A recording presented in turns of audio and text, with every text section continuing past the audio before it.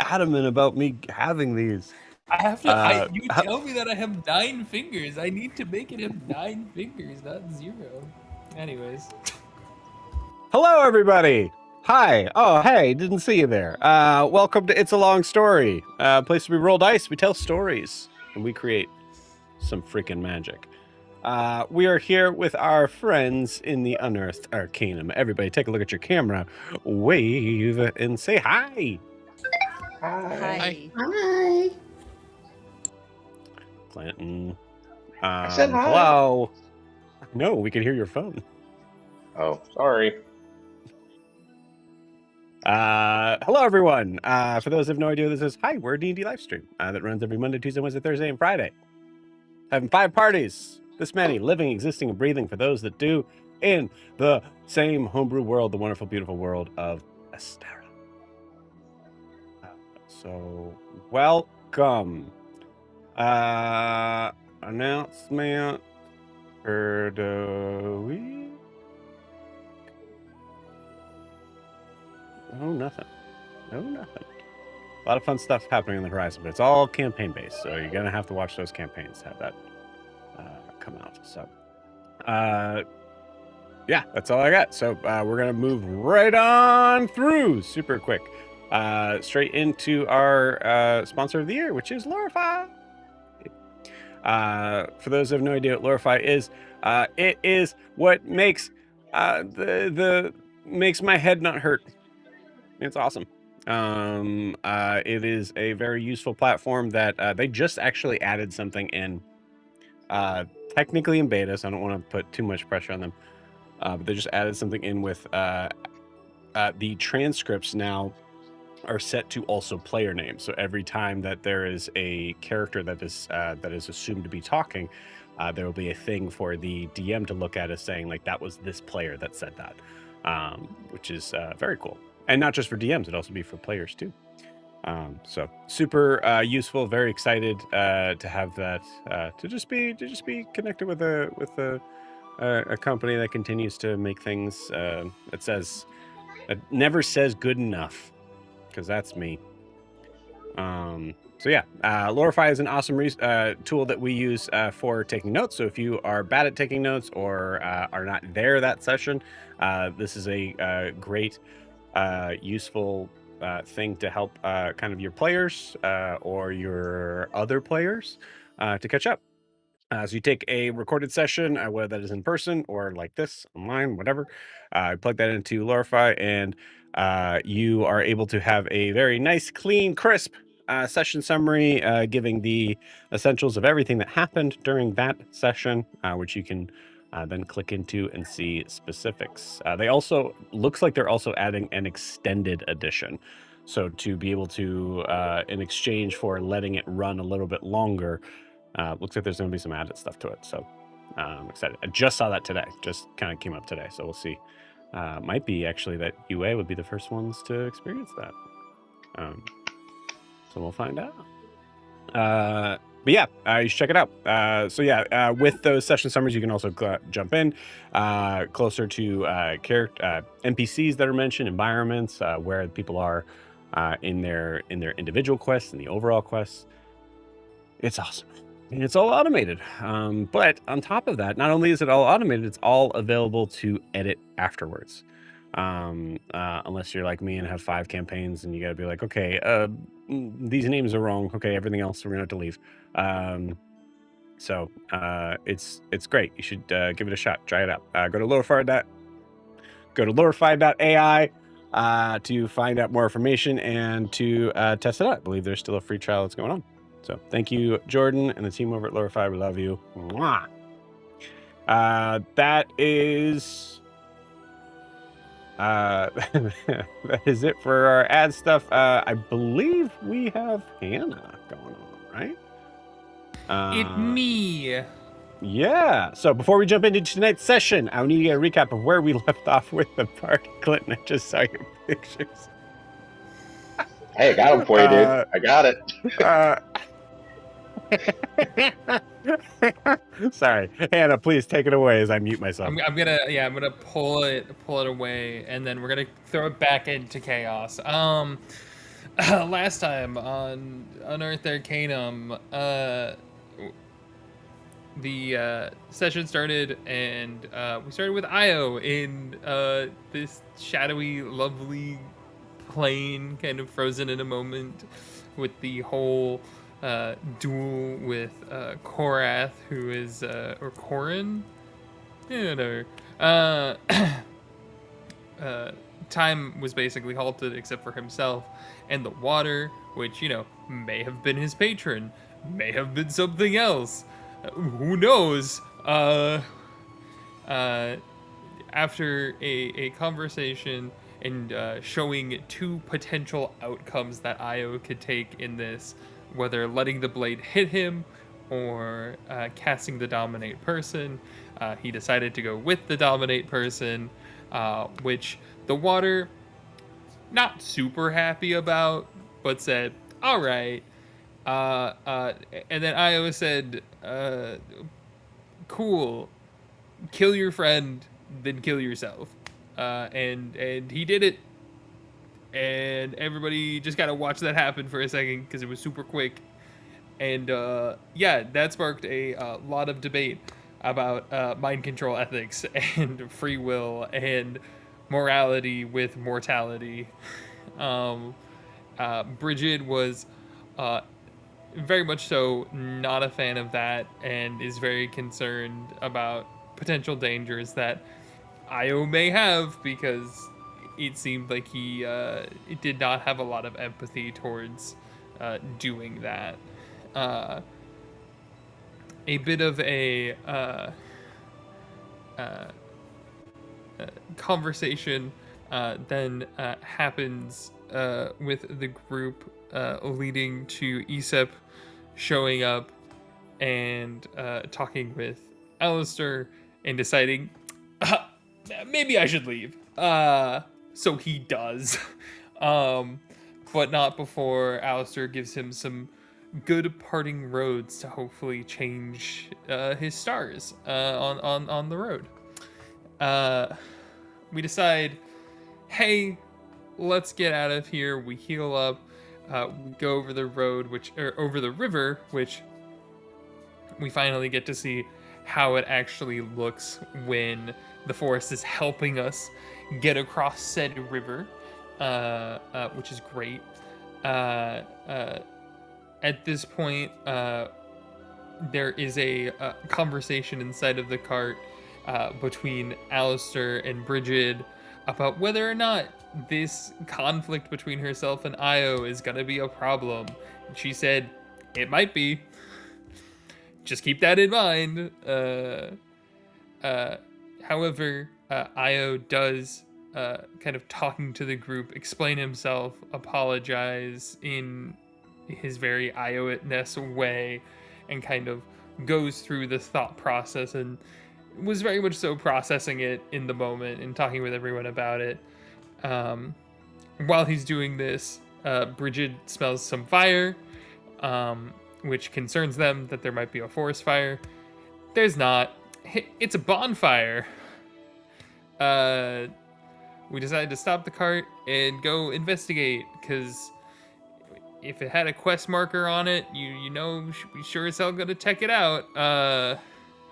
We come upon a large bonfire with empty caravans and blood and ichor everywhere. We do hear some rattling of chains where we find our good little buddy Fingers, who is somehow chained up in the strangest way to hold him down. After a series of tell me what's going on, no, let me out, tell me what's going on, as we're slowly letting him out over time, occurs, we gain information that this was some hobgoblins that had captured him, and it seems like something was going on. He was allegedly tracking Nalani. Allegedly, it's Fingers. he then really wants a net for to go to capture Miri because he just doesn't dig Miri. Bridget says, "Sure, I'll go find one," and then decides to not do that. Walks into the forest, tracking around whatever creatures may have done this, which seem to be multiple 4 foot tall, 6 to 8 feet long worm-like creatures that had black hair and small bones on them that she collected. Brought back to the group and was like, "Hey, what's this?" And the group was like, "Oh no, these were these ghoulish horrors from Celeste that we haven't really been able to handle or deal with or know what's going on, but they're pretty gross." And Bridget was like, "What if we just don't?" And then we were told, "Nope, that's kind of our job, so we're gonna handle it." That's where we left off. Okay, beautiful. Awesome. Thank you, Hannah. Please take that point of inspiration. Well deserved. Anything else to add, my friends?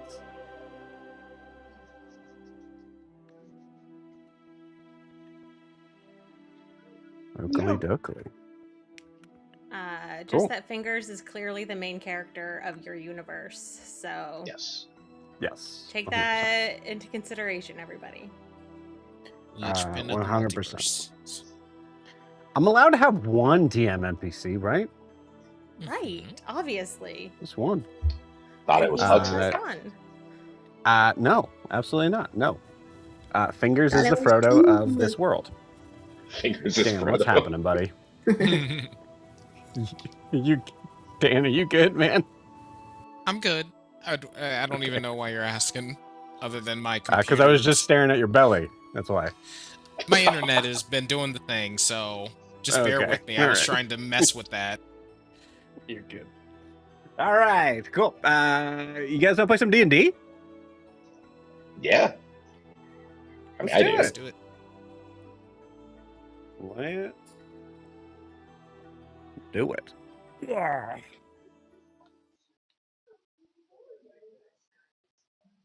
Oh, okay.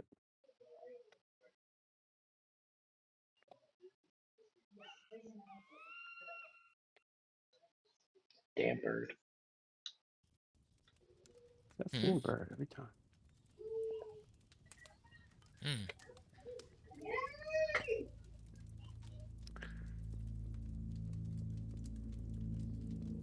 You all see a flash of fire as we come to a scene that is horrid in nature. Torn tents from what looks like clawed hands, drenched in blood. The ground littered with weapons, spears, scimitars.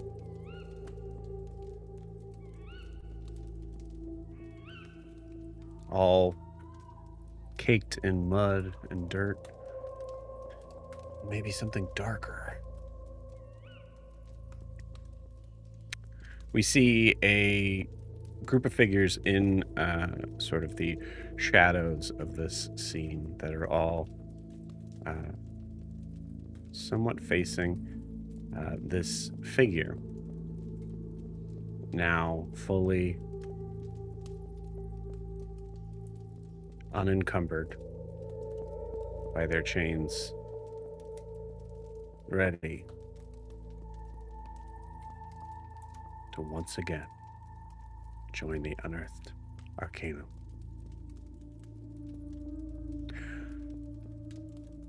The scene is yours.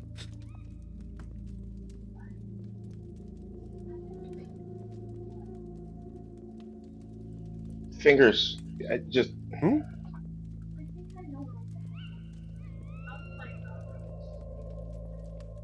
So you said they were hunting you. Why were they hunting you? I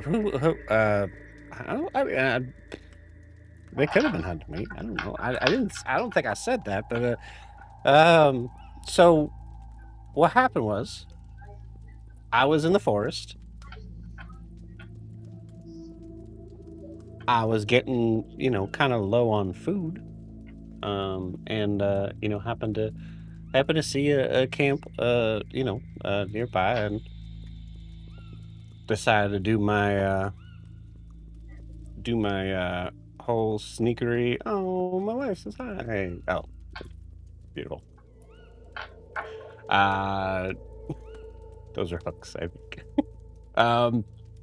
Everybody, yeah. So I went to the camp. There was just a bunch of, big hulking, those kind of types. I was like, oh, hey, because I was being really sneaky, but then I was like, well, maybe, for whatever reason, they found me, and poked at me with some sticks for a little bit, and then seemed to consider that I was worth something, and decided to tie me up and throw me in the wagon.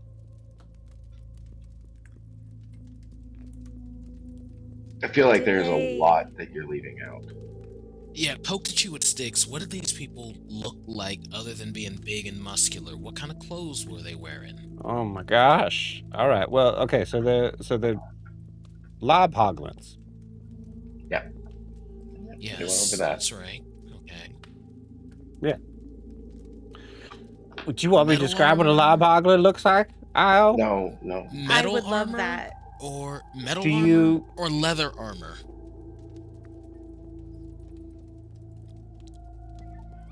Leather. Okay. Yeah. All right. Leather armor, metal weapons. Okay. Okay, I so don't it know sounds if it, like they weren't particularly.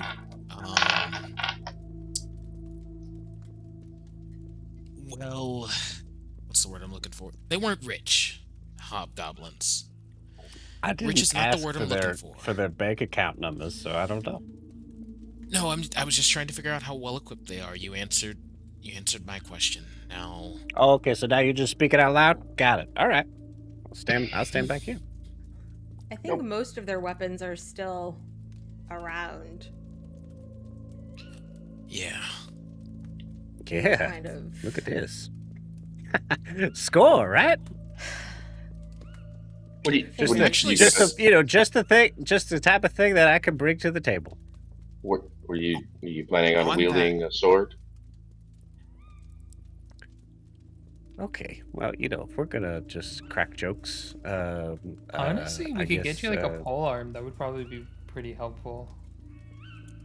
Do the weapons look hobgoblin made, or do they look perhaps pillaged, spoils of war type? Give me. I'll take either a history or religion check for this. Okay. I'll help you. Thank you. Let's go with. It doesn't matter. I'm gonna go with religion. What am I getting help with? You're getting an Because that's a. advantage, sir. Oh, thank you. I forgot how you help me. Well, as the artificer, Yeah, well, I know. I go. Flash of genius. Flash of genius. I Wait was a trying minute. to remember how Wait a Flash minute. of Wait a Genius minute. Hold worked. on. That's my job, Clinton. How do you help? How do you help Maya? As I stare disbelievingly at everything Fingers is saying and doing, I'm also rattling off the characteristics of hobgoblin-made weaponry. Beautiful. And that's They even love a with serrated advantage. blade, I don't know why. They just. Yeah, I was just analyzing the quality of the iron. I got a 14 on that religion check, Joe. Okay. With a 14, you're. I'll say this: you're able to notice that it definitely looks like the designs of the weaponry are not connected to any sort of pattern at all. So you imagine they're probably from a different makes. I think given what you've determined from that, it's possible it's more of a story. What did you say? Or they just would didn't be make their own. Okay. They don't feel super hobgoblin-y. I don't have enough information to say what kind of hobgoblins Fingers managed to survive with. Does he do this a lot? Sometimes, yeah. Well, I'm trying to let you guys all know what I'm kind of piecing together from this, but I'll keep my thoughts to myself then. No, please don't. Well, you actually I just from. Go ahead, Fingers. I'm sorry, I didn't mean to interrupt. No, I was just gonna say no, because you said Fingers, and I wasn't sure if you were talking to me or about me. But yeah, Well, no, please continue. You're somewhat included in the conversation. Anyway, so something happened to these Thank you. guys, right? And you were left alone. Mm-hmm.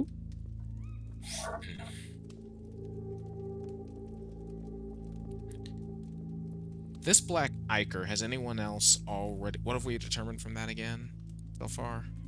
It's the crocodiles. Ah, Could be. that's right. That's our But current no, assumption. but no blood that we can see. Plenty of blood. Okay. Never mind then. Okay. Hey, flashback No bodies. to when we were back in school, and all the fun things that Faustus and Alina taught young Alistair. We know that the North Imea is kind of wild territory outside the cities. But do we know, like, I know there's roving bands of orcs and goblins and all that. Hobgoblins, however, do they have like a specific area? Does this seem like they're well outside of like their normal like ranging area? That's a great question. I'm gonna say, go ahead and give me. I'll allow that to be a history check. Sure. Awesome. History, awesome. 26. 26. Okay, cool. Looking through, like, giving kind of an idea of, like, okay, so back then, focusing on geographical sort of places of where we know creatures that goblinoids would reside normally.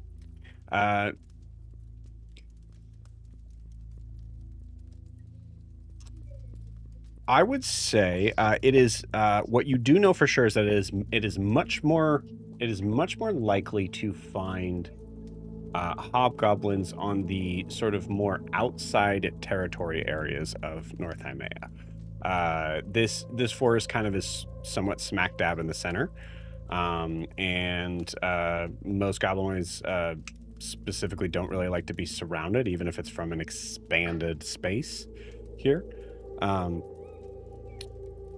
But I'll also say this, while goblins in general are considered, even North Imea are usually considered to be varying ranges of feral to, I hate to use this phrase at all, but like, Savage. horrible things have been, feral, savage, but also like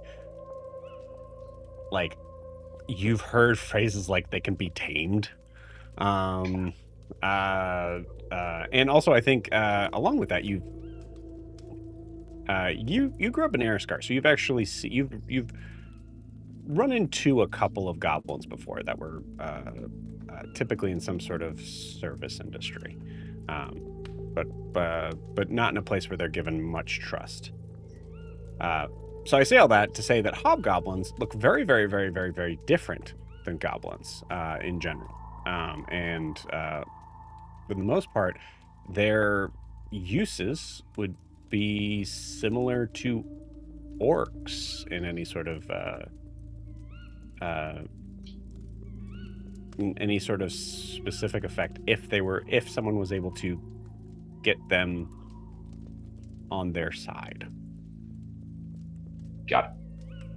One more Sherlockian question. Sure. Knowing then that they more or less are kind of out of their area, does it look? It's going to be really hard to tell. It may not be able to tell. This would be more of a Bridget question, but maybe we can do this together. Does it? Because you toured the outside of the camp, right? Yeah, she went around and like checked where they went. Heard that. So if we consider that's the direction whatever happened here went, does it look? Can we determine, did it look like they got to this place like in a hurry? Like, were they running from something? Were they Okay. the hobgoblins? Yeah, interesting. This Just roaming. I'll say this. I'll say without even having to roll, you say that this camp looks to have been built with little mind to its surroundings. So it doesn't look like it was probably made to be able to kind of tear down in a matter of like an hour. But I mean, this isn't a prime spot. I mean, you guys kind of found this from where you were at. This isn't really necessarily a prime spot to be out of danger from anything. So more than likely, then probably just a quick stop because they had to stop, and then heard. Cool.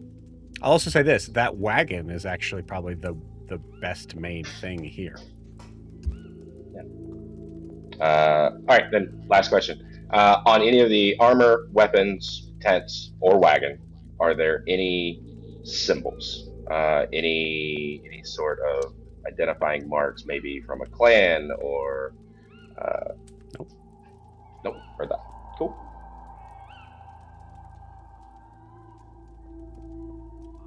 Fingers, do you speak Goblin at all? Un poco.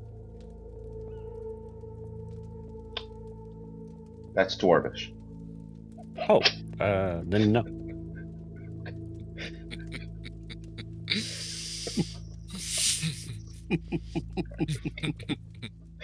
Okay, one last investigation question. Does it look like these hobgoblins were set up to have more than one prisoner or captive or whatever they were doing with?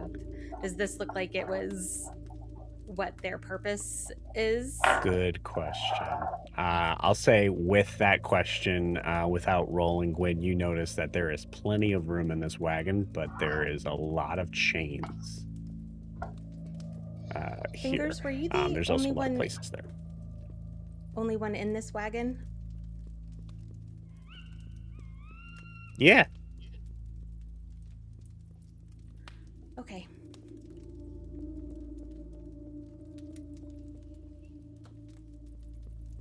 So why all the space and why all the chains? They're coming or going to Azumari. Azumari. Would be my. That makes so they were so they were slavers. Yeah. Or we're trying to be. Employed by them. Trying to be. Could be any of those things. All right. I think we need to shift focus. What do we know about these? Do we need to creatures? have this conversation here in this very bloody, gross campsite, or should we? I don't know. There's a lot of weapons around here. You want to collect them? We could sell them. We could sell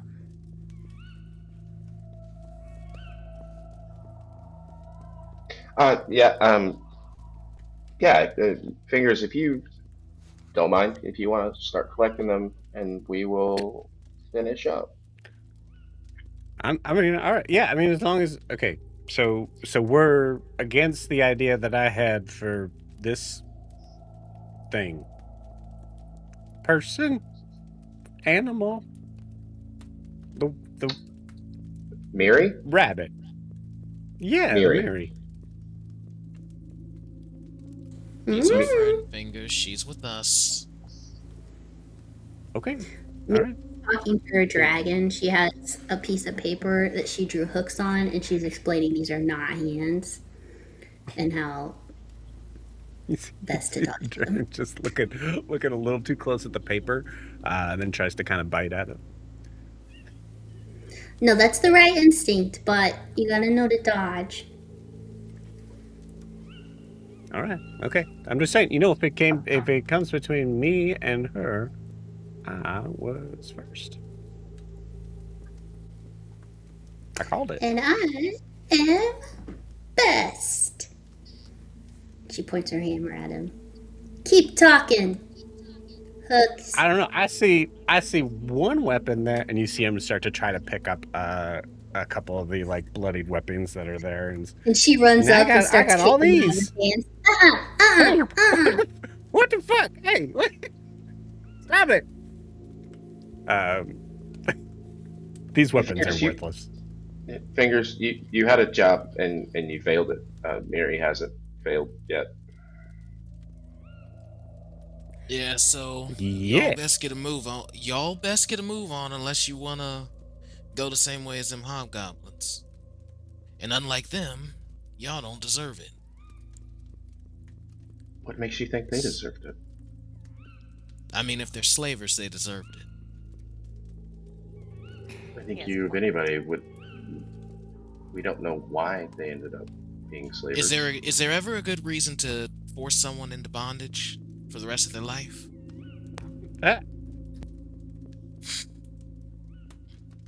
Eva in the background, like, well. Well. Different type of bondage, Eva. Is there ever a good Do you- reason Oh, to steal? You remember Yori? Yes. Oh, sorry. Yes, I remember Yori, but I'm just And the drow? I'm just trying to reserve judgment here. There's nothing more to discuss with that. Come on. It's cold out here. And Io starts floating away. He's not even waiting for anybody. It's cold out here. He's moving away from the fire. Hey. Why don't you go with him, Fingers? It's warm in the wagon. I seem grumpy. I don't want to go down. Fingers, can you please just go? It's warm and safe. You'll be safe there. All right, And you can so- watch the wagon for us. So I'm in the game. You're on the team. Right. You were never off the team. Loser. Now you're main team. Pointing at Miri and walks off.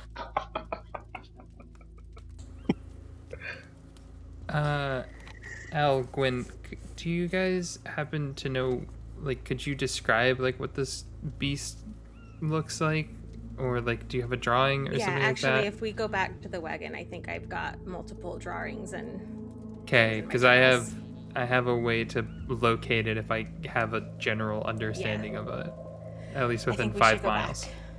I think we've determined all we can determine from this scene.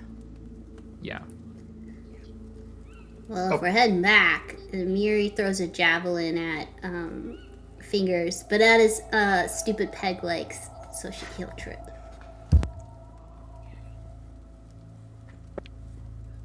Okay. Roll me an attack roll. Oops, I forgot to get out dice. Hey, while that's happening, unless my memory is trash, this fire seems to be burning larger than the amount of fuel that is in the fire, correct? It's dying. It is a large fire pit that is dying. Okay, Uh, sorry, never mind. Yeah. So it does look like it would hopefully go out. Is there more than just wood in the fire? Oh.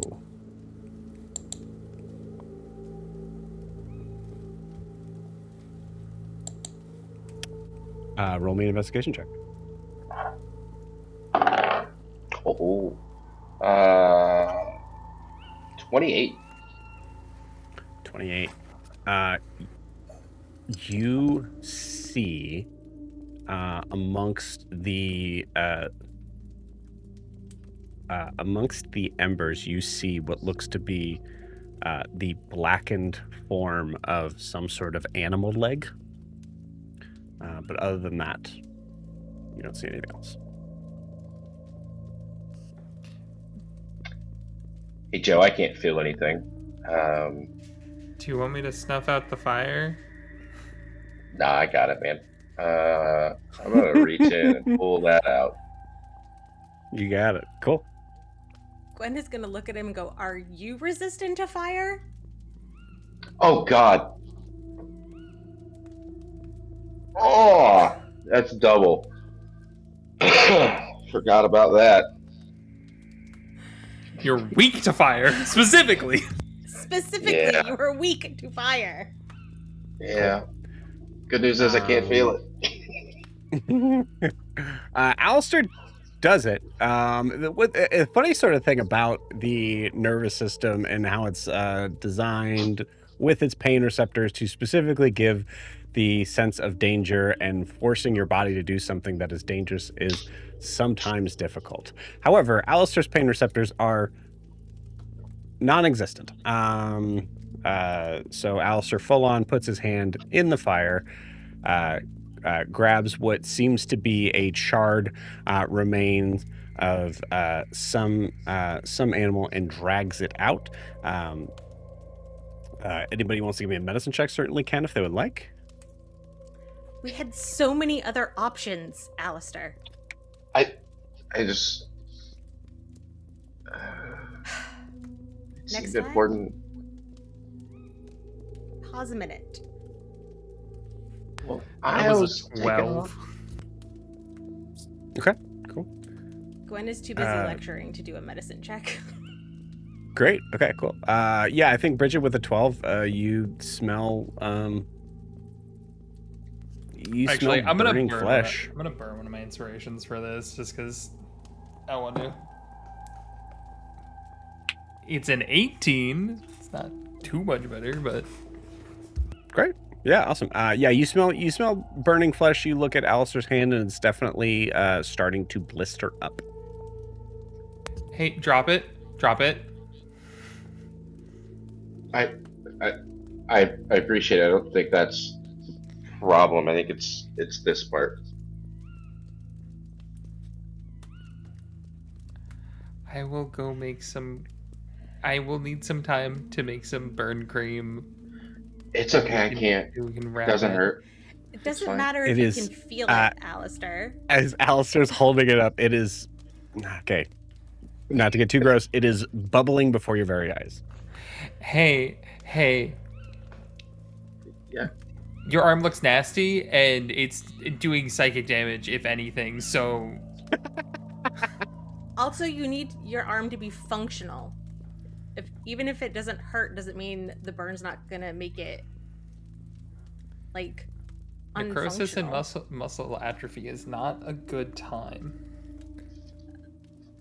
About this time, you see water start swirling from the elbow to the wrist, and it's good. It's fine. How much fire is left in the fire right now? I'm gonna How go much find fire the is left? journals. All of it. Cool. Fire Uh, is I know, really forever. weird way to phrase that.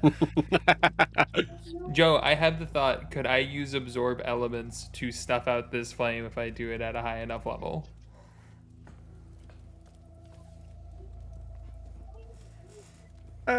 Yeah, you guys, if you guys spend about a solid 10 minutes on this, you could absolutely put this fire out. I just don't want to leave a fire in the forest. Yeah, absolutely. If we're talking about obvious answers and solutions, Io could just have taken care of this. But his feet don't drip water anymore. He can still control True. water. Yeah, well, he we're was a gonna- little pissy. I'm going to pause you guys here. We're going to go back to the wagon as we get to Io, who is... Mary, what'd you get in that attack roll? Dirty 20. Beautiful. That means You both in the see. fire. What? No, you're good. You threw it at his legs, right? Yeah. You see. Io, as you are coming into the wagon, you see, or sorry, your wagon, the dragon wagon, if that's what you guys are calling it. You see coming in after you is Fingers just going, all right, this is mine now. This is mine. If you're gonna throw shit, if you're gonna be a part of this team, you okay? Yeah, Fingers. I'm all right. I'm fine. Everything's fine. You want to talk about it? No, I am very fine, especially when we're talking. Guess what I got everyone two just of? said yes, 2 hook hands. I thought they were coming since they were saying we probably shouldn't have a talk in the big gory field, but sounds like they got distracted again.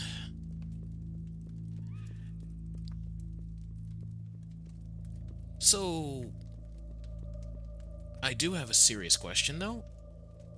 Okay, shoot. How have you been foraging for food? Are you going on like a vegetarian diet right now? Mushroom hunting?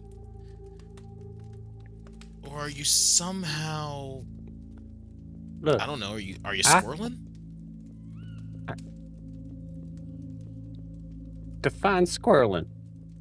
So squirreling is where you got this box, you set it up with bait, then a couple days later, you can do it with rabbits too. You usually get a squirrel or a rabbit in the cage, and you end its life as painlessly as possible, and you prepare it for eating.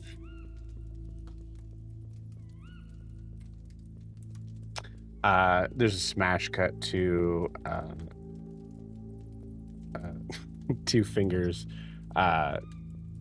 ferally pouncing on random woodland creatures to no avail, over and over and over and over again, and then it cuts back to him. Yeah, that's how I do it. I'm squirreling.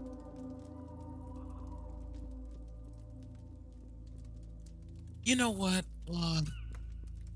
How about you have something to eat? And I think he just gets some of our rations out, and he offers Fingers a moderate portion, because he doesn't want him eating too much of our rations. Okay. When's the last time you've eaten? Be honest with me. There's a...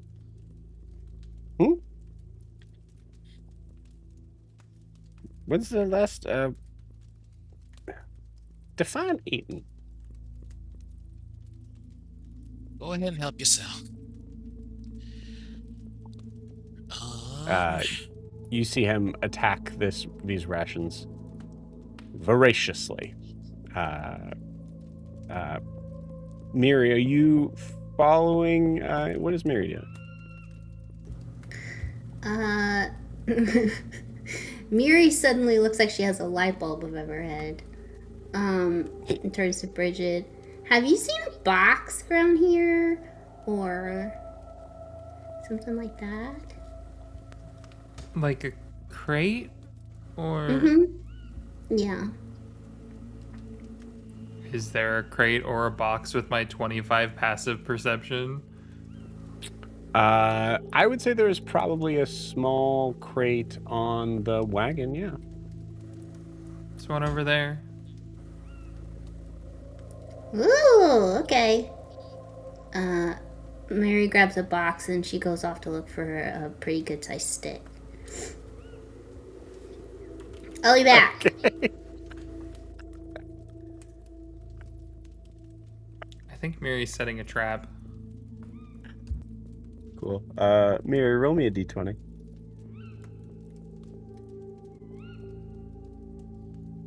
You know she's gonna catch fingers. It's a 4.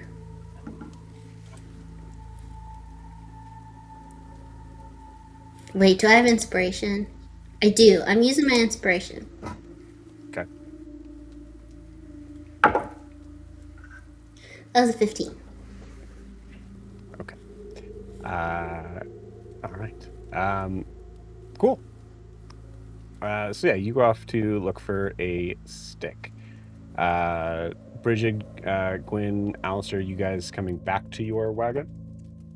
Gwen absolutely stalked off when Alistair healed his hand and is looking, stormed into the wagon and is looking for the right journals with the information on the crocodilians.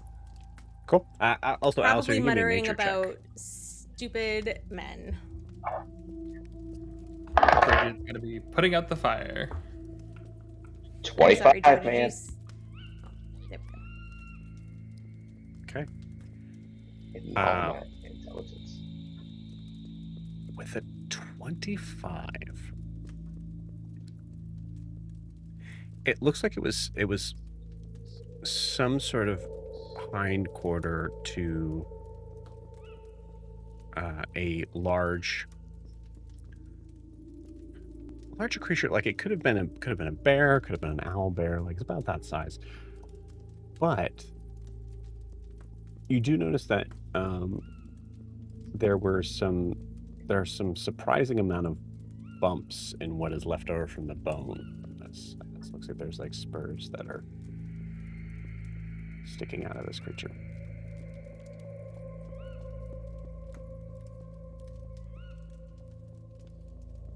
Like, possibly this wasn't the original shape of the bone.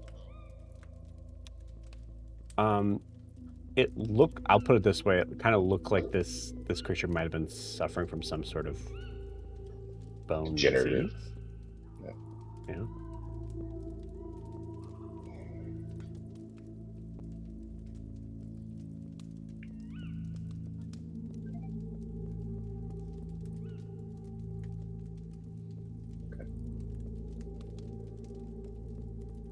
Hey, where'd everybody go?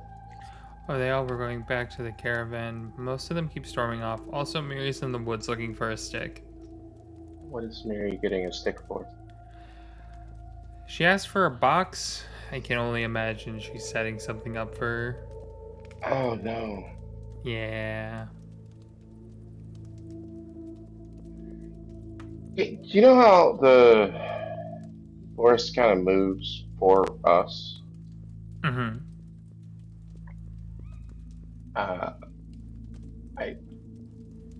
Bridget, I appreciate you very much. Do you mind just going back and maybe we should bring the wagon this way and follow the trail of whatever came through here? Do you want to do that before I try to find it? Or do you want me to try to find them and then just go towards them? I knew bringing you along was a great idea. Let's find them and then go that direction. Cool. Thought that might be easier. Plus, then if I can't find them, they're outside of a 5-mile radius, so I'll do it every 5 miles for a little bit until we run into them or get a ping and know where they are. Did you happen to notice? Azamari is a little bit farther than Marakaba than the direction we're going, but we're likely to run into more of these people. Who are these people?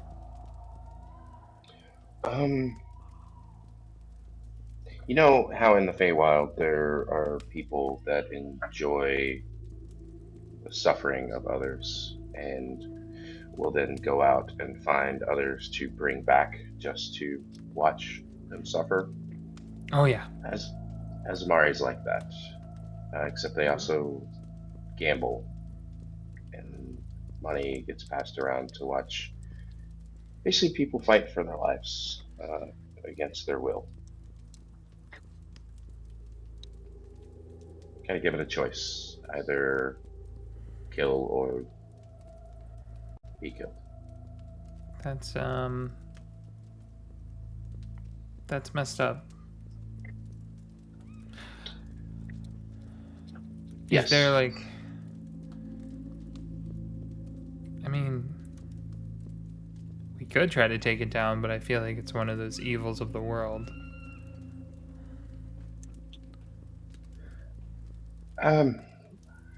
Kind of it's on the list. It's a long list. We definitely owe them for some friends of ours that have been there before. But these other creatures are also a problem. One step at a time. One step at a time.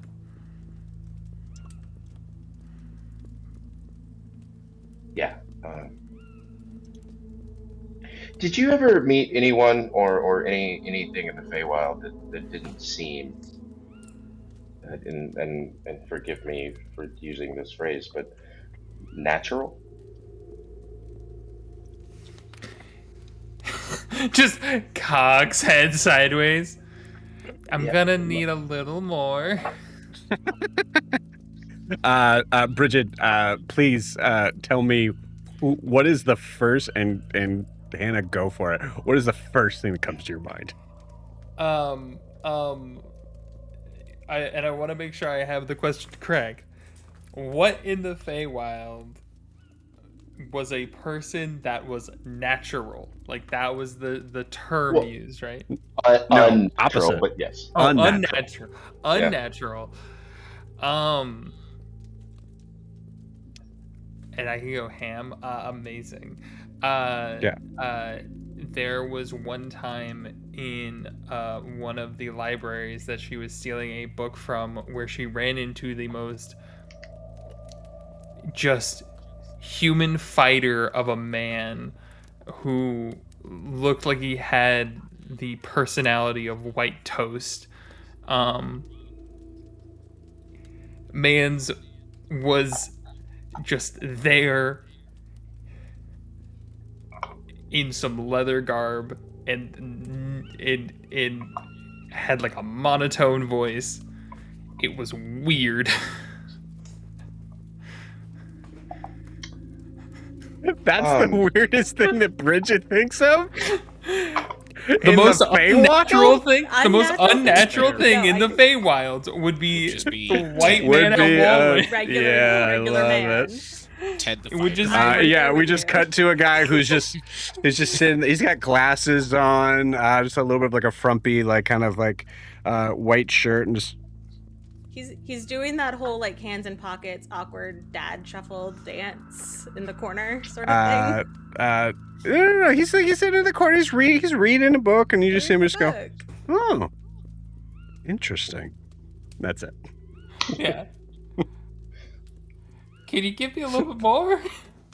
Well, like I know we've met satyrs and that does make sense, but like if you if you could just like take two creatures and shove them together.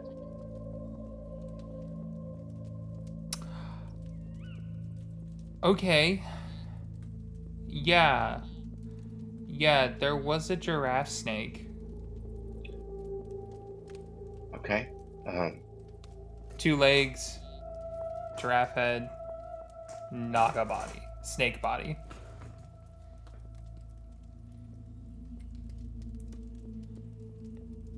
It used its neck to go in the trees.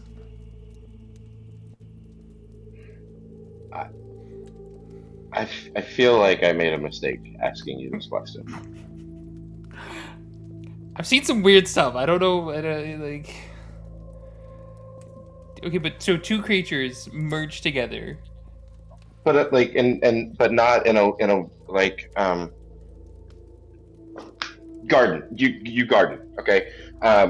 So sometimes you crossbreed different vegetables to create a new vegetable.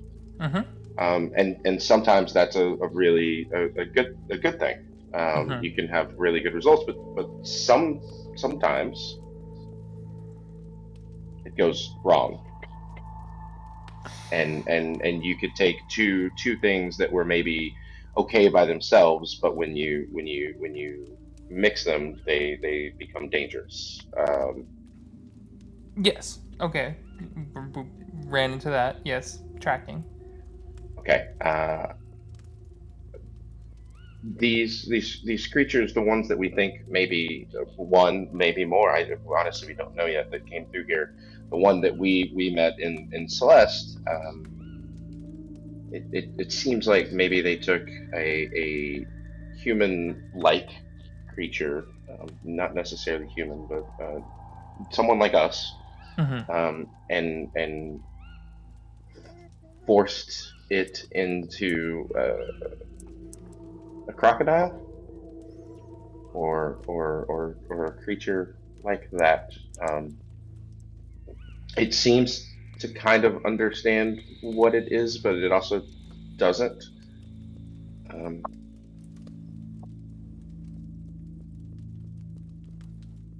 You okay?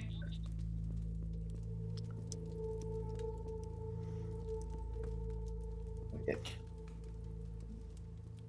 that's all I got. I just that's kind of as Oh, far as okay. it's kind And of you're as sure far as crocodile, not alligator, right? it had a flat nose. I sure hope that's the distinction because I don't know. It is. What a Fey response. That's great. Yeah. Okay. So back to the cart, I guess. Also, this you want this leg might be from that thing. Oh yeah. She'll pick it up. Bridget, you inspecting this thing? Yeah. Could I roll medicine to look at how it Absolutely. degraded? Ooh, that's a 28.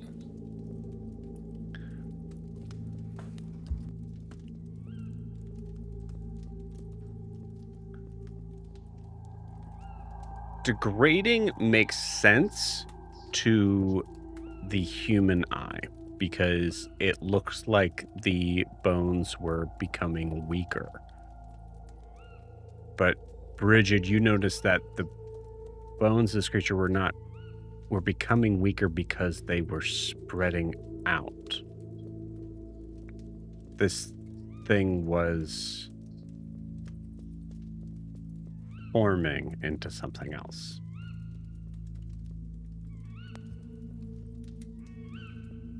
Yeah, so this bone got forced into this shape. That's not its normal bone. That's why it's all brittle. I mean, the fire didn't help because that'll make it brittle too. But like, it was getting like stretched. This was a transformation. Okay. Are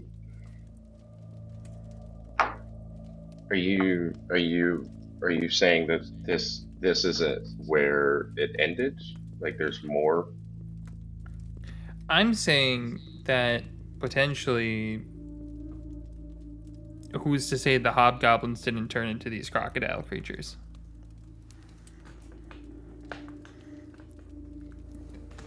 I mean, there's a bunch of curses and other things like that, so there's always a chance that something like, I read a book on like lycanthropy and stuff like that, so I mean, there's always a chance of like something similar or like a curse like that where it's like they're actually alligators and they're just stuck in this middle transformation. Oh, crocodile. Sorry, they have flat noses. Don't.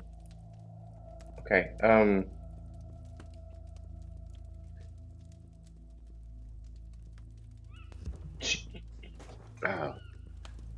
so you're saying that it's possible that this was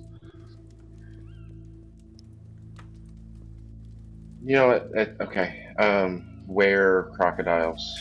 That seems uh, plausible, I guess. I'm talking to a 4 foot tall Urbolg. Um, Anything's possible with enough magic and enough willpower. I'm counting on that. But it could also mean that they are cursed beings and that they aren't born of that, they are made of that.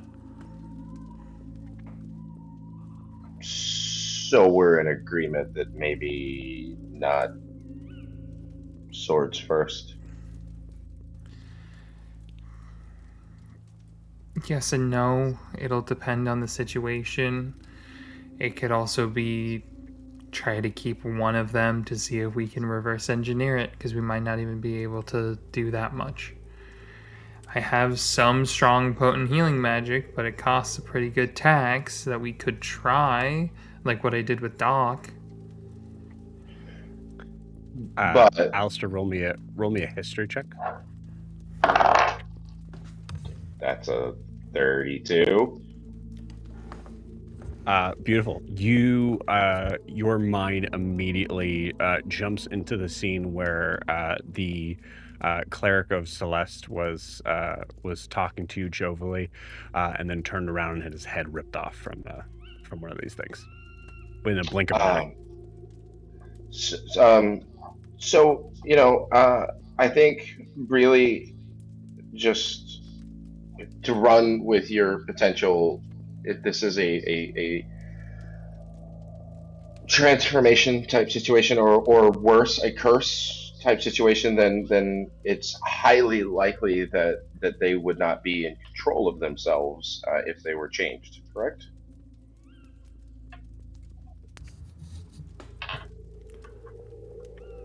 Listen, Bridget, I really I'm just gonna jump to the point here.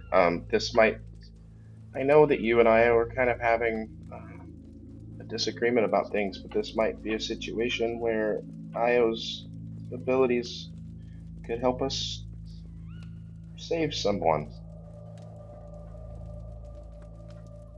I'm not gonna stop him from doing that. Okay. I just Are need you him to understand the weight of his actions. I fully agree with you, and I am on your side in this particular situation.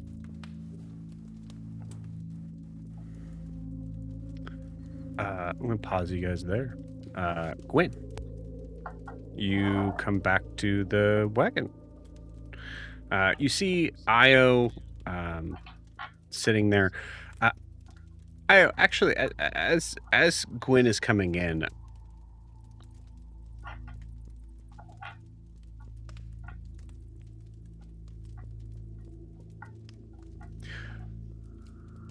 I'm gonna say what's on Io's mind right now?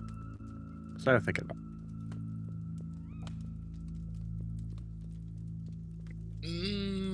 Man, that's a toughie. I think foremost on his mind is he's allowed himself to think about. It's like I think what's on his mind is he kind of feels a little. He does feel a little, I guess. Isolated is not the right word, but I guess in some ways mentally isolated, and in a way where he genuinely does not feel like, if he's being honest, he doesn't even feel like there's a point in having a real discussion with anyone, because he feels like everybody's already come along with what their conclusion is, what happened with earlier today. There is no explaining himself. There is just, he needs to be everybody's whipping boy until everybody's happy with him again. If that's even possible. Okay. So you're saying that Io is focused on that? Yeah, he's focused on that, but he's trying to at least kind of feed into the Io that he's used to being. It's like he sees somebody he's seen as a ally or past acquaintance who probably hasn't eaten in a few days. Really just an innocent dude who hasn't eaten in a few days, so let's focus on him right now. You got it. Okay, cool. So you're focusing on fingers. Give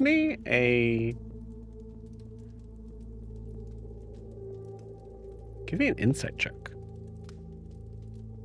Okay. That is terrible.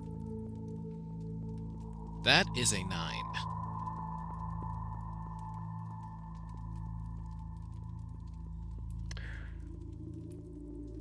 The concept of survival for someone like Fingers is improbable. But he's here. He's survived. Somehow, whether it's by luck, by fate, by determination, the will to live, Fingers has found his way to exist in the world despite him being a little different.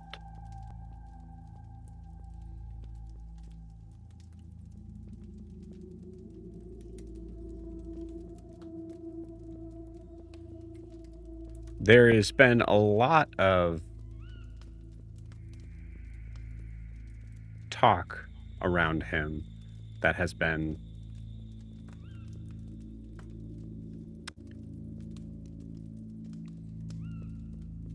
not belittling, but definitely not sensitive. There's a possibility that he doesn't seem to really understand it, but it's happened so often. You feel like there's got to have been a point where he notices that.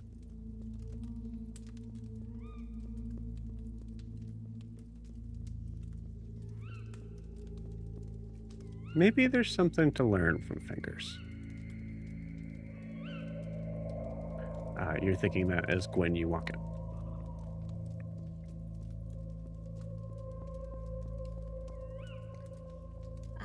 Everything good here? Where'd Mary go?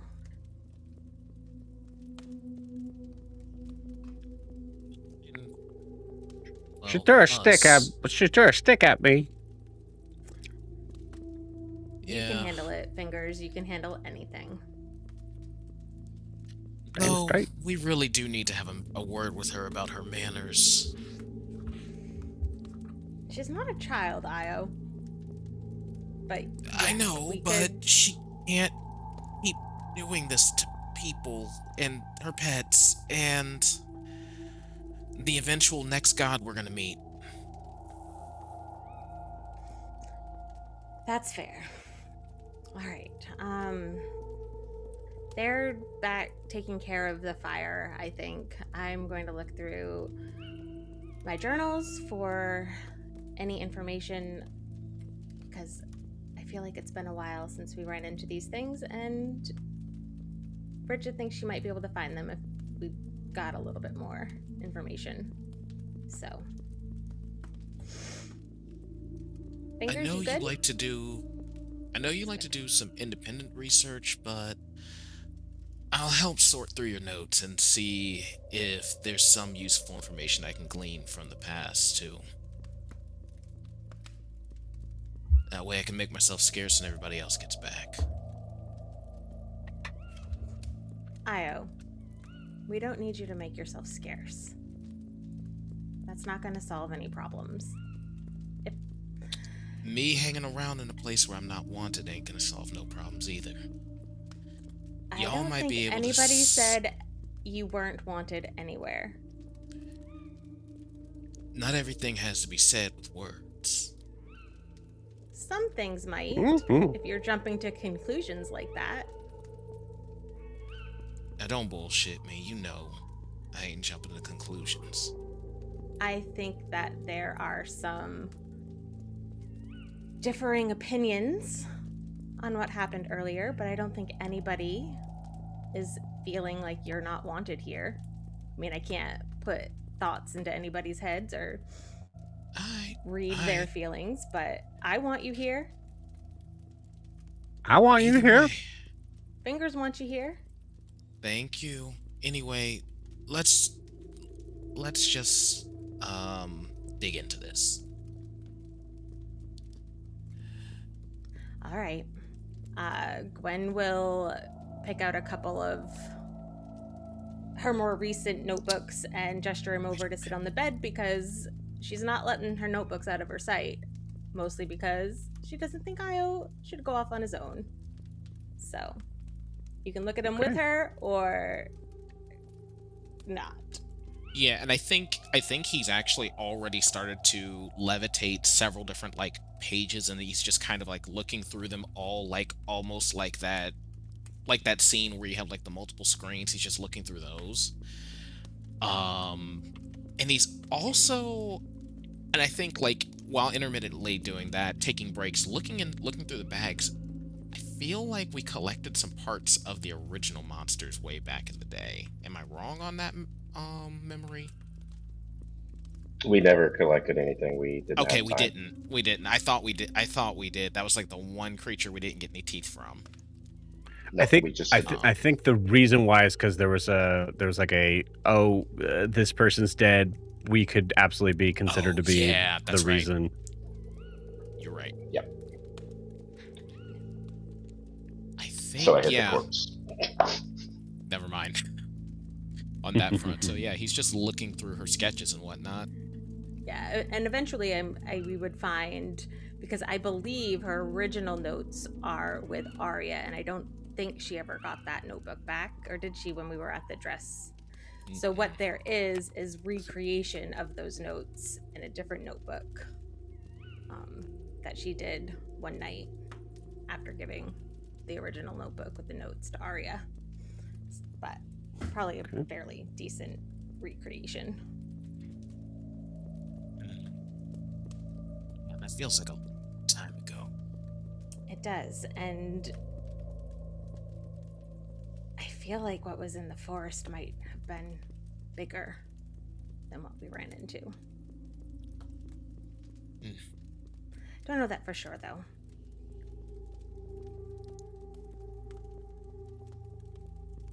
Yeah, bigger. Maybe more than one? It did a lot of damage. And Fingers, how many hobgoblins did you say that there were? 27. Is that 27 in real numbers or finger numbers? 'Cause I Gwen, need with all real due numbers. respect, I have no idea what the hell finger numbers are. I don't think anybody does. Yes.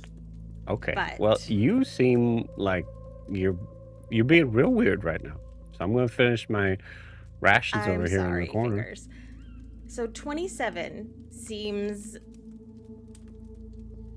like a lot for the number of Yeah, it's a tents lot. that we saw there.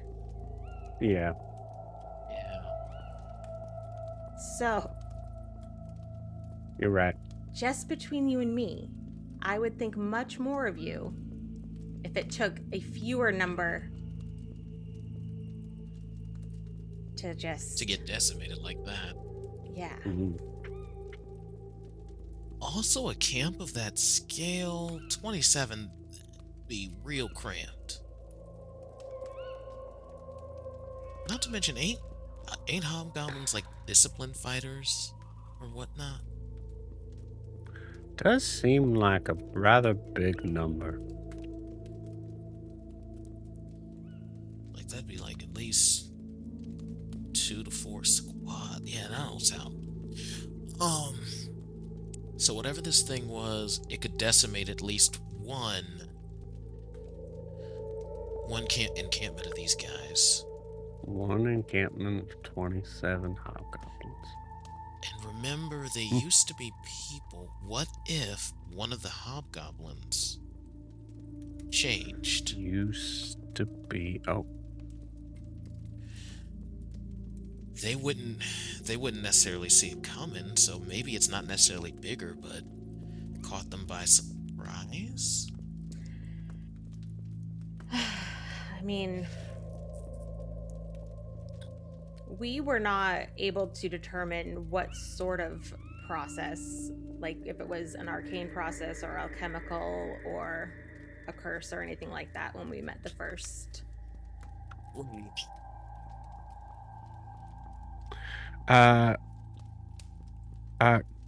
We'll say this is equivalent to you, like kind of like pulling your notes together here. Gwen, Yeah. give me an investigation check. Okie dokie. Ooh. I'm gonna use my inspiration because that was a shitty number 2. Literally. All right, that's much better. Mhm. Investigation is 19. Cool. The 19. What you know so far, what you guys have kind of gleaned is that Oh wait, there you know is. what I can add, and I never do, is that thing from the blue Yes. leaf, the D4. So I'm gonna. Oh, add okay, yeah. that. Ooh, that adds a 3, so 21. 21. Beautiful. Okay, so putting your notes together on this, one of the things that you have to go off of assumption-wise is that based on Arya's notes about a creature that seems to be very similar, you have to kind of assume at this point that they're the same in some Yes. manner, that they're connected. If that was the case, while Dares Wharf is a very big city, it is also a very highly populated city. So for someone to be in the process of transformation like that, either A, they would have to be able to find a space or be in a place that is private enough to allow that to happen slowly, or it happens relatively pretty fast.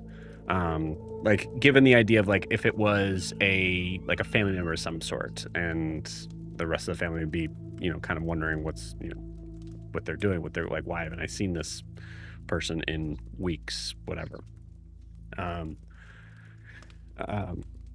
So yeah, so you determine that. You also notice that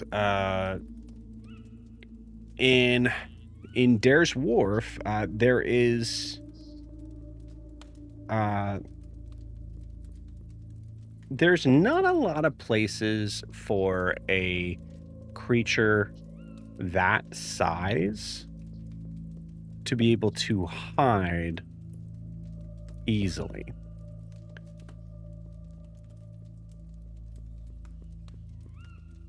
And I'll say with that 21, you're reminded of someone who really kind of fell by the wayside. Someone that was mentioned as a possible contact point because of their involvement with things in finding Kara's daughter.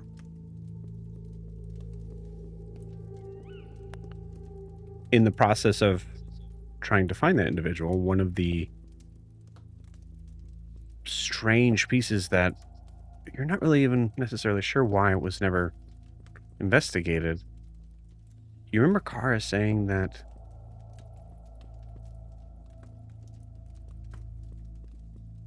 this figure seemed to appear out of nowhere where nothing else was around him but a pipe that was maybe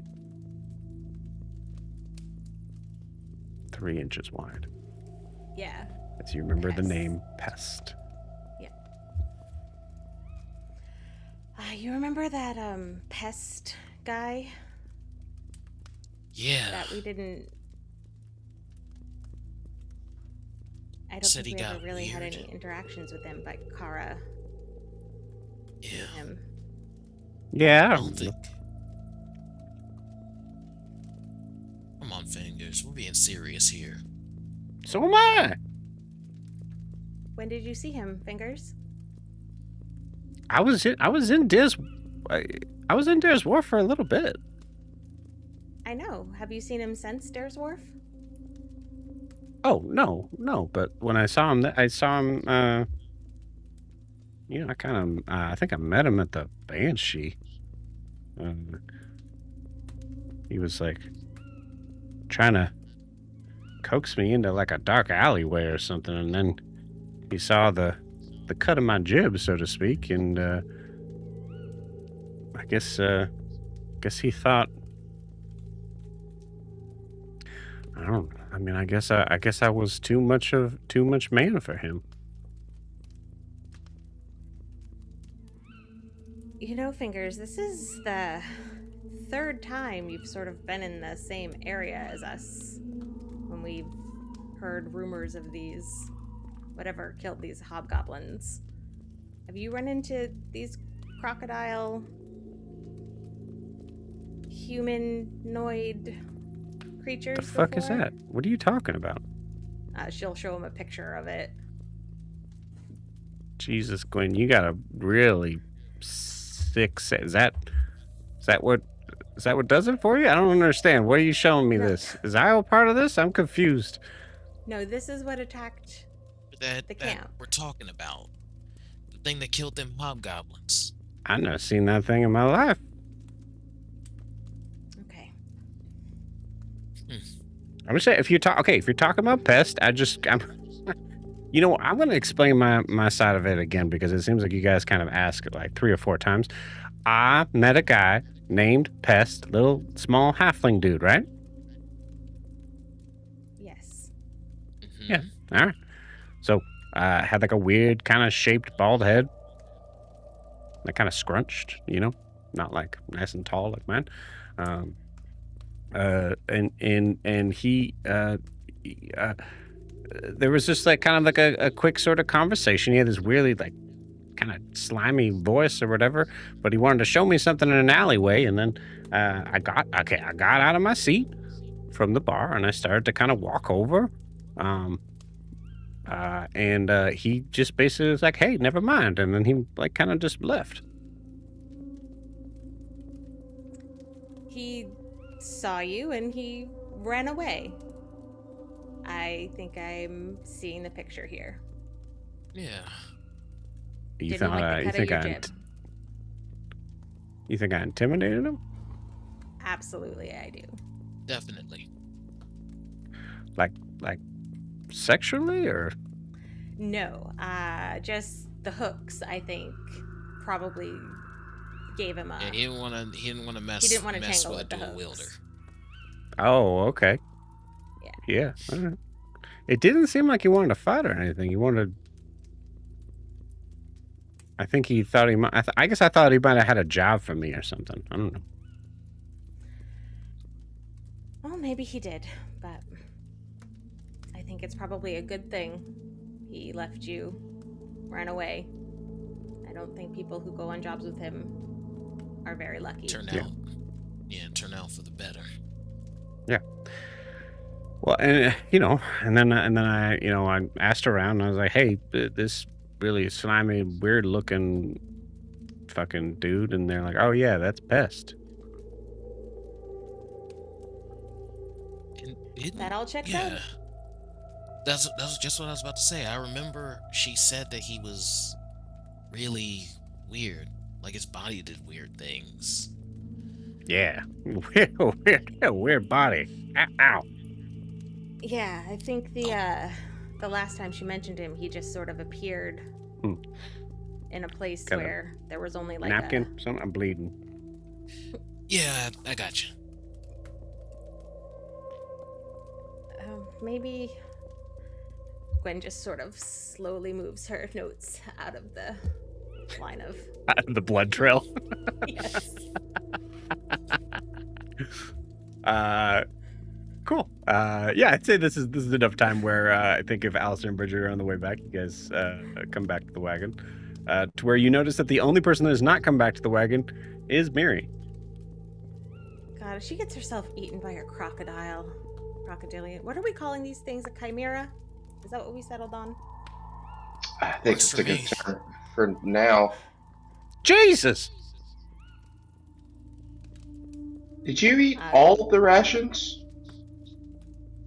No, I only gave him a portion. He hadn't eaten in days.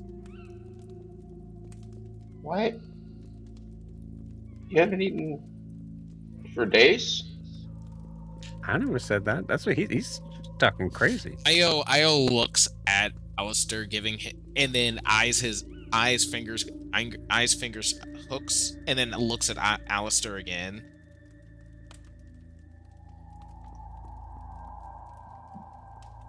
What? And then he telepathically says, "How do you think he ate with hooks for hands?" Alistair doesn't receive the message because he has a ring of mind shielding on him, not letting you talk to him. Io. Roll me a spellcasting roll, please. Add your spellcasting modifier. Okay. Welcome to Gwen's world, buddy. 17. Okay. I'll say with a 17, it does not seem to make purchase.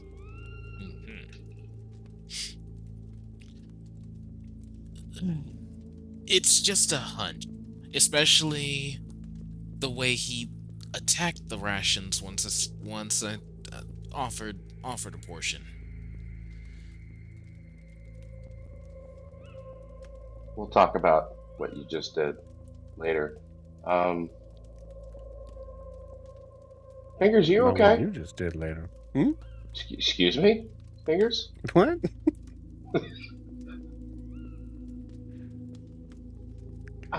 Listen, we gotta get a move on. We got places to be. We gotta go find Nalani or hunt some. That girl's gone. Where'd she go? Yeah, Gwen's gonna stick her head out the wagon. Hey, Miri, whatever you're doing, we could use you back in the wagon. And then go over to Bridget with her notes. Miri casts message at you. Shh. Okay, she's fine. In returning the message, she's gonna go, if you shush me again, we're leaving you here. And then go back to Bridget with the notes. Okay. And I'll explain what Io and I determined about the space and pest and all that stuff. Yeah. Bridget will also pull out the bone because she took it with her. Mm-hmm. Yeah, and also theory is they changed because this was forced. You think this was a hobgoblin before? Sadly, I don't know what hobgoblin bone tastes or looks like, so I wouldn't be able You to. didn't eat this, did you? No. Okay, I just wanted... Sorry. Just wanted to make sure. I don't know. Maybe you... Never mind. It's fine. Bridget, It's weird. Okay. Bridget, right? It's not good Yeah. to eat people. Don't do it. Okay. I think she knows that. That was just... She said taste. My mind went somewhere. Ignore it. That was my bad. All right, yeah. I mean, she gave me a thumbs up like that was new information. So it seemed like you guys need me pretty bad. I saw in a cooking book that someone took bone marrow as something that they used in some fancy cooking. Or using You're bones as like stock or broth. Yeah, I don't care what their name is, marrow, whatever. Just don't eat them. Okay. Back to the point. It's best done with pork or turkey.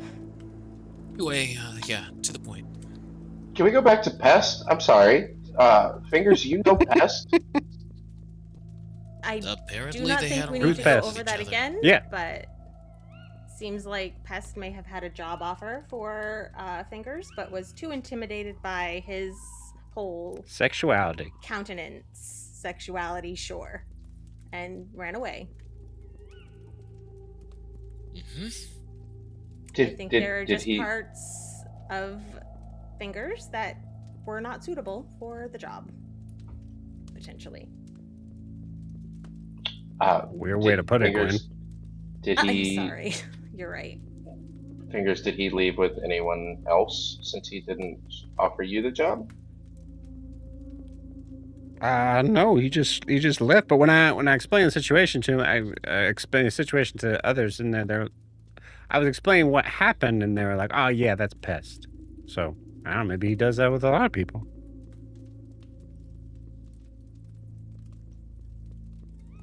This was in Dare's Wharf? Yes, Alistair. Did you ever meet Pest before, like maybe in Celeste? And also, please don't roll your eyes at me. I'm not rolling my eyes. I'm tiny. I'm a halfling. I'm looking up at you, and then I'm looking down. Rude.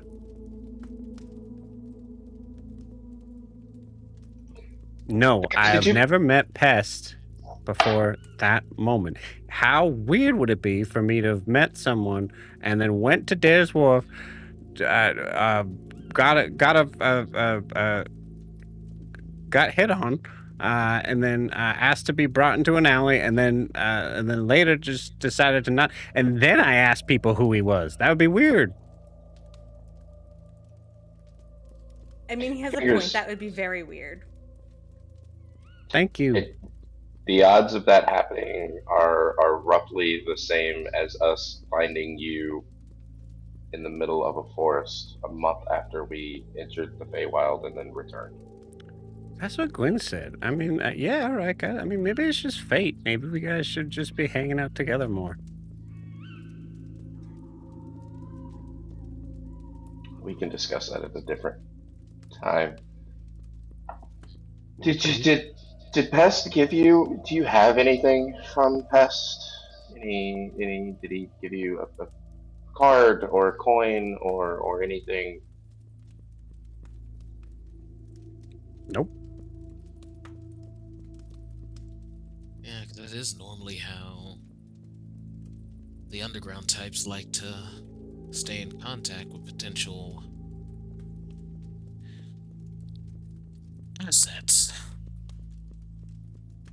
What I'm really trying to figure out is, every single time we've run into these creatures, like Gwen said, it's been around times where you've been around.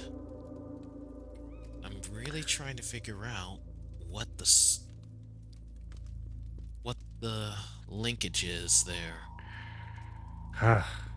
Yeah, okay, all right, you caught me. I'm the source to all your problems. No, that's not what I'm saying. This friend's family. Have you ever had anybody who is gonna be really weird? Kind of work like a weird Friend's family is alchemist? very confusing. Do you have any friends or family that was into No. any kind of Oh, sorry. weird magic or alchemy? Particularly with weird reptilian creatures? Yeah. Okay, Yeah. please elaborate. I was on this boat, and there was this guy that had like long white hair and Okay, like I'm wore gonna like stop you right goggles there. on his. Okay. I'm gonna stop you right there. Never mind. That's Huxley. Never mind. Yeah.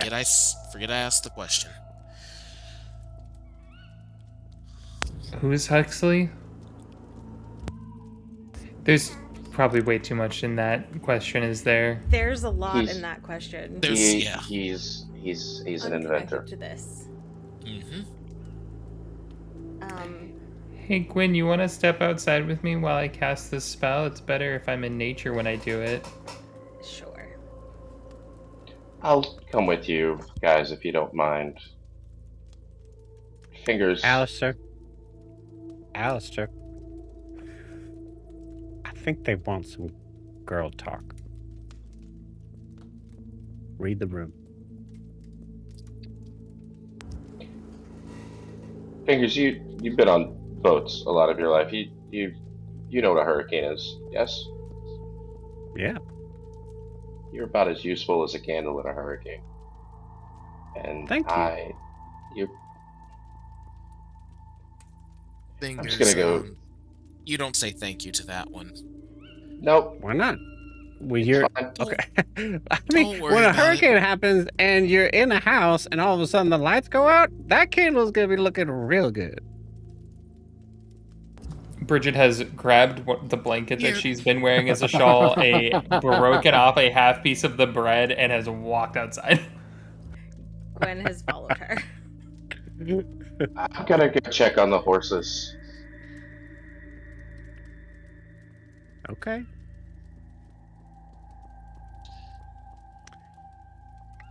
Hey, ow, buddy. Yeah. What's up, Fingers?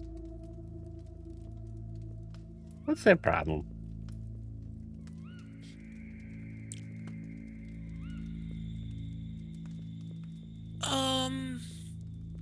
We're just going through changes. Everything's fine. We're all just dealing with a lot of stressful stuff with traveling and everything. You seem to be handling it fine. Yeah, and I'm good at masking.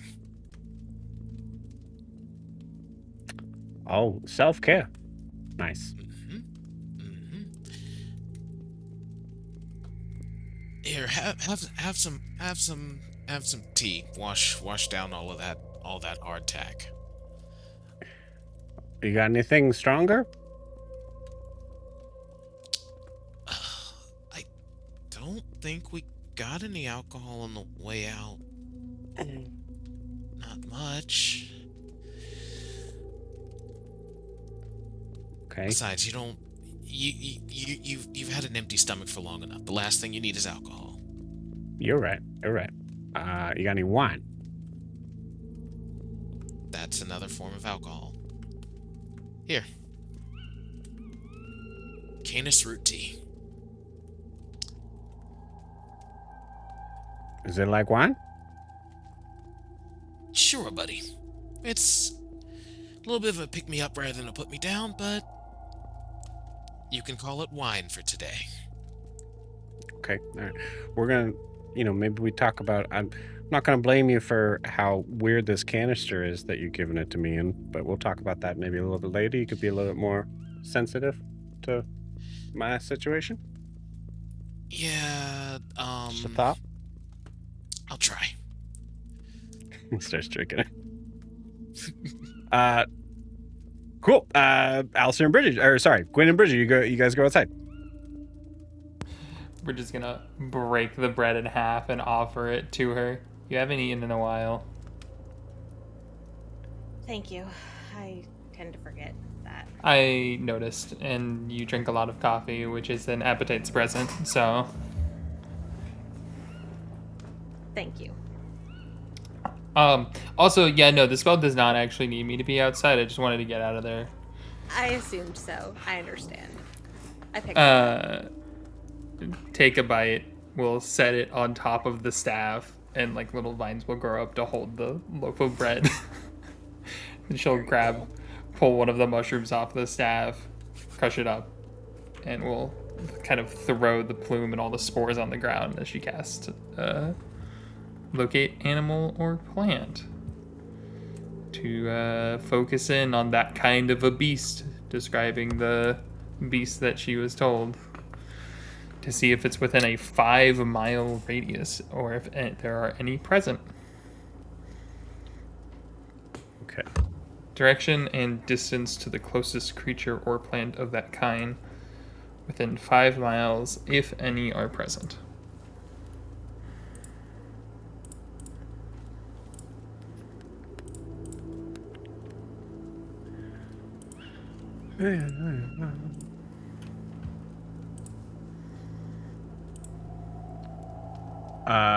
Okay, cool.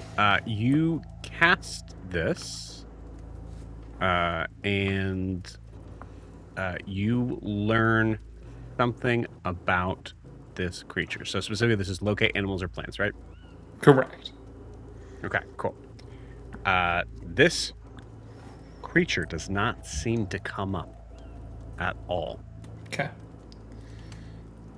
which tells you this creature is not a beast. Mm-hmm. Well, that didn't work. They are not considered beasts, so the spell could not find purchase, which isn't necessarily a bad thing. No, that tells us a lot, actually. It tells us that most likely some sort of hybrid creature. Okay, option, I have one more option we could try. And she will sit down and she will start kind of planting a couple of mushrooms around her, and she's gonna spend a minute to cast Commune with Nature. Got it. So we're gonna 5th level do this.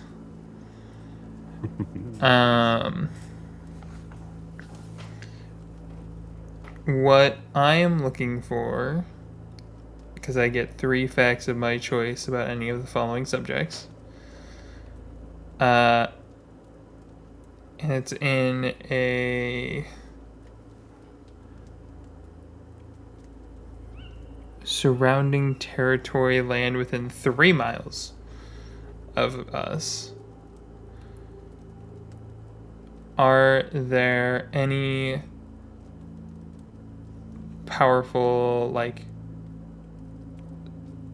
undead, because I think there's a part of her that's wondering if these creatures are undead of any kind, influence from other planes, if they might potentially be something that is from a different plane,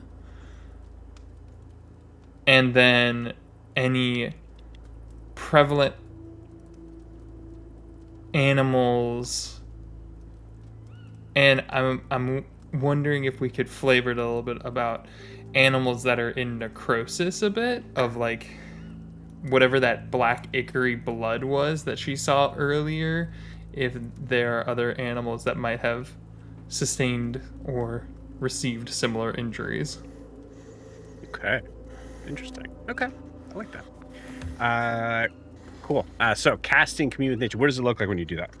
Yeah, so she grabs the staff, plants it into the soil in front of her, sits down, wraps the blanket around her because she's a little cold, and then she has a thing of mushrooms that kind of like toadstools that grows around her and the staff, and then I think they start, because it's kind of dark out right now. During the day you wouldn't normally see this, but because it's nighttime, they start kind of glowing a little bit bioluminescent, as almost like how a brain would look on like an MRI thing, where it has the different like waves going out, but it's with the mushrooms pulsing, and then you can see little like roots go out from it that kind of pulse out from her. Okay, cool. How do you imagine Bridget receives this information? Especially the last one. Is it something that is, I'll say, kind of give me like maybe a sense? Like, is it something that she sees, something that she hears, something that she communicates with?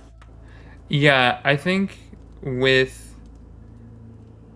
the first 2, it's very much so sight oriented, where it's trying to like see it. And I kind of want to go kind of metal with the 3rd one, and it's she feels it on her body. If like a creature had been like slashed on the arm or something like that, she would like feel it correspondent to her own body. Okay. Because I want to do something really dark and messed up, and I feel like you would say yes to that. So Dark and messed up is my jam. Beautiful. Bridget, go ahead and roll me a Constitution saving throw, please.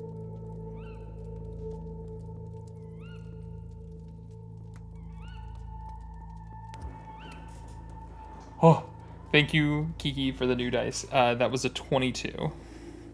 Okay, cool. So the first part of this, trying to kind of feel out, like, is there any sort of sight of undead creatures within 3 miles? And I think your momentary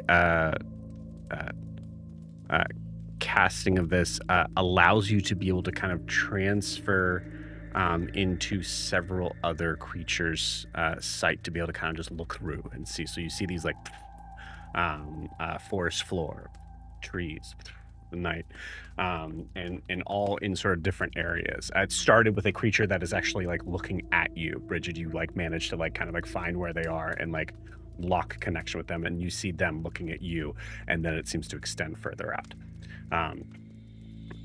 Within the 3 miles here, look, scanning across, you see there are momentary sort of there are momentary times where you are staring at this just patch of dead grass,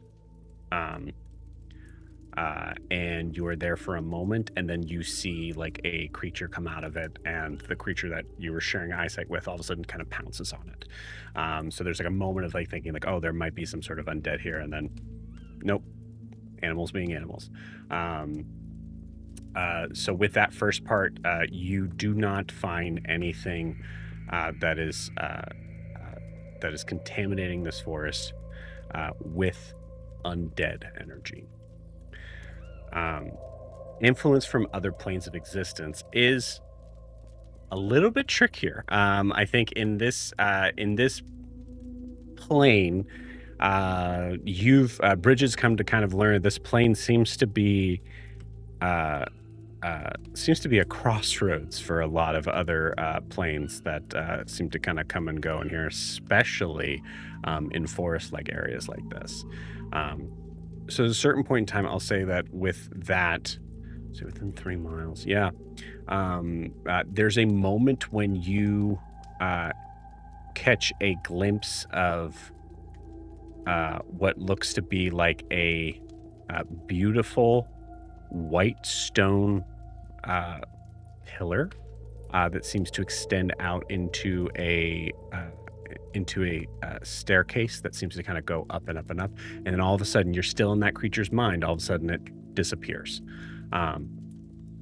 So in that regard, yeah, there's a lot of influence in this 3 mile radius from other planes of existence.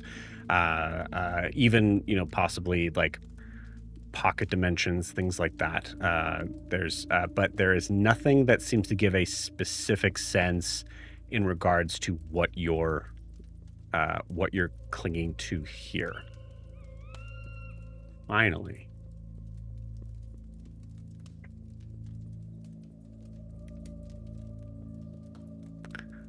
Name a forest animal.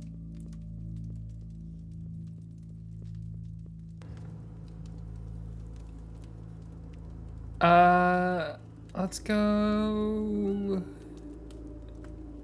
badger. Okay.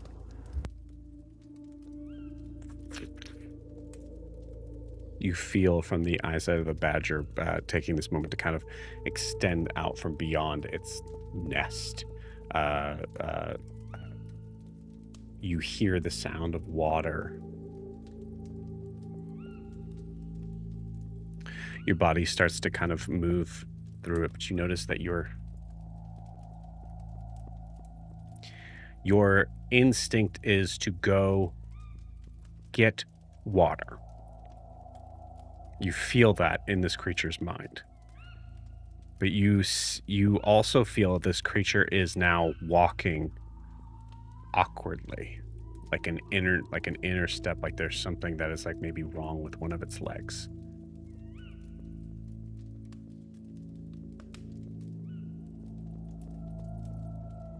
then the pain starts to set in. As you feel and see this creature's pace start to you start to quicken towards this water's edge of recognizing water seems to clear up many things. Maybe this is something that is going on inside from something I ate. And you immediately go to the water's edge, and you can see reflected in the moonlight this badger face with one eye that is starting to bulge, extend out. You throw your face into the water, and as soon as you do, you start to feel that that cold sensation of the water filling into your lungs, your stomach, everything, and then immediately turning into ice.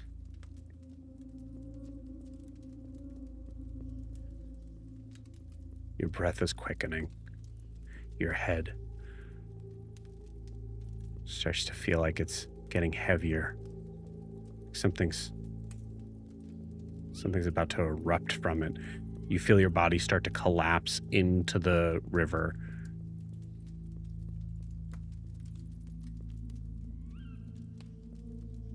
And as you're looking up from the surface, reach out a claw and see the bones of that claw start to break out and spur in different directions as you feel yourself lose consciousness. Bridget, you made the save, so you're able to pull yourself out of this before feeling any psychological effects from it. But it is your scene now. Because I want to add some extra sauce to the scene for Gwen. You noticed in the last minute, because I know the spell says it's instantaneous, but was flashing through all of this, that last kind of 30 seconds or so, the mushrooms started glowing brighter and brighter and brighter and brighter until they were fully going. And I think you not only see but even hear Bridget let out ah!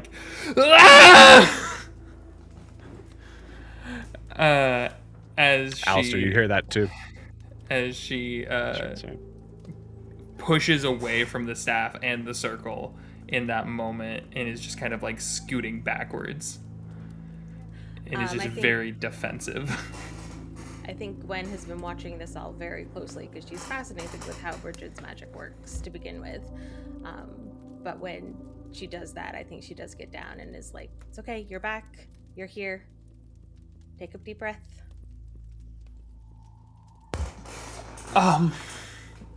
It's a powerful one, huh?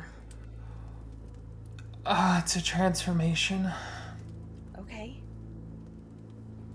What did you see? They're not undead. I saw a pillar with stairs that was white. But I saw it was like a creature, like a badger, and it changed, and it turned into this thing, and the bones ripped through its hands, and it was forced into that transformation, whatever it was, and it was not natural in any sense of that word. That tells us a lot. That it's not just humans or humanoids, that it creatures too, and if we don't stop it, it could spread through the whole forest. Yeah, it was injured. It was a badger, and it was injured and then turned into that. So whatever, it came from the injury, I think. The wound was the infection point, which led to the transformation. I think that's the most information anybody's ever got on these things, Bridget. I'm sorry you had to go through that, but that was incredible. I'm sorry. Did you say the wound was the infection point? Yeah, I think so. It was like it like crawled through my body and then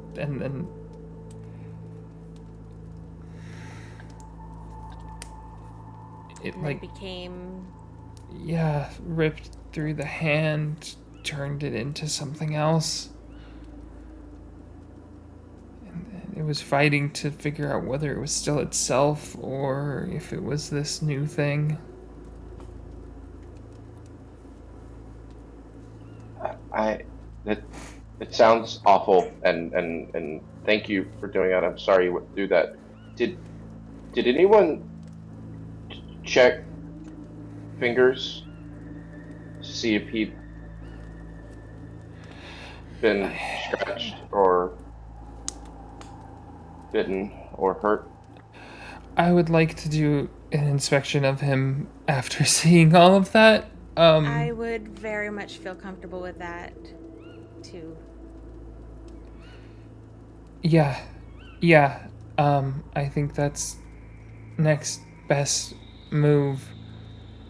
Um, um, and I think she'll kind of stand at that point and walk back over and will pull her staff out of the ground. As you do, Bridget, you notice that uh, there are these strange sort of tiny, like puddles, like little tiny, like kind of raindrops in this area on this ground where it is mostly dirt, and you realize that you've been crying.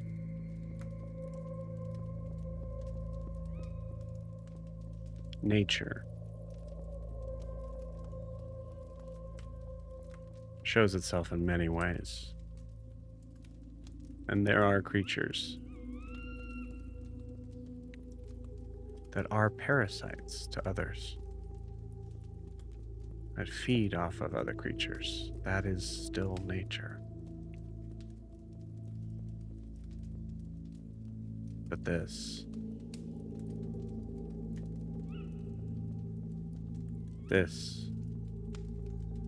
isn't death. It's more than hurting.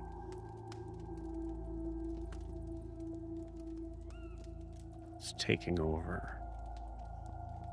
It's controlling.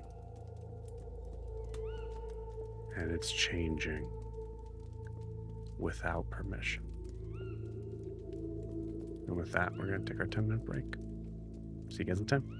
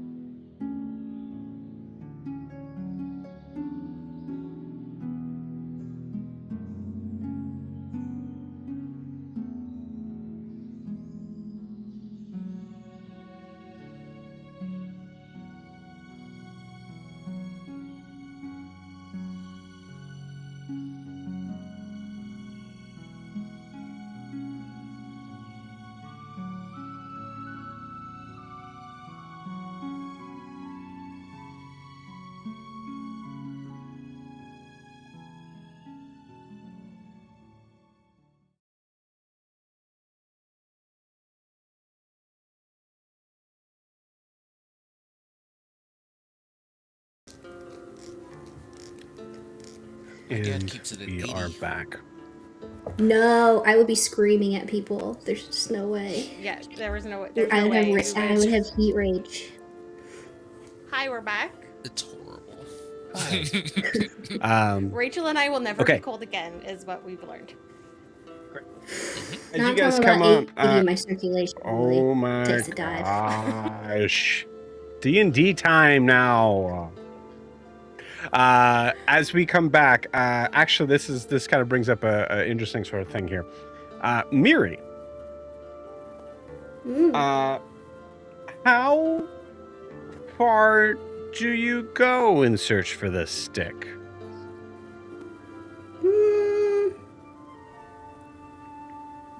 I mean, she's not really looking for trouble, so I'm kind of hoping that, like, where the campsite was, there's some sticks, or at least, like, outside the campsite, if the fire's still going a little, there's light, because she can't see in the dark. Okay. Is there So I would say, there's, like, yeah, I would argue if you're trying to kind of stay in the light, staying by that fire makes the most sense. yeah, Okay, cool. any sticks or sturdy poles or anything. Give me an investigation check.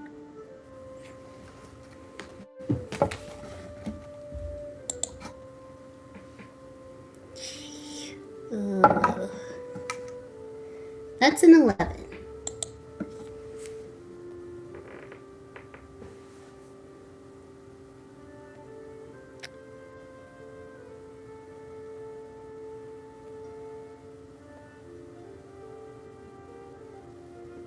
It's an 11.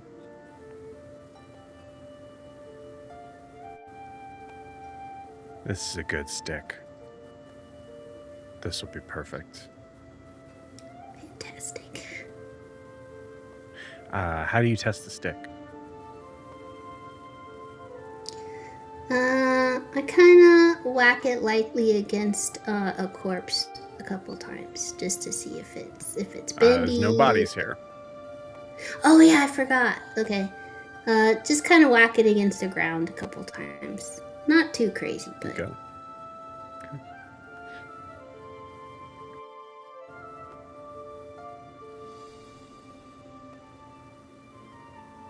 You hear a voice.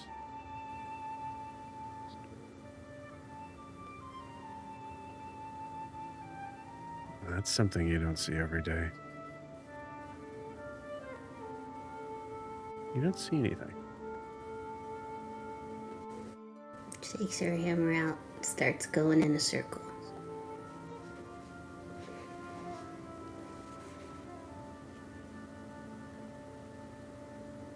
What's that? Who's there?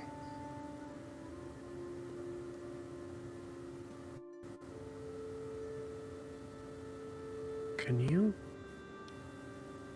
you hear me? Yup, could probably hit you too. Where are you? At this point, you hear a scream from Bridget.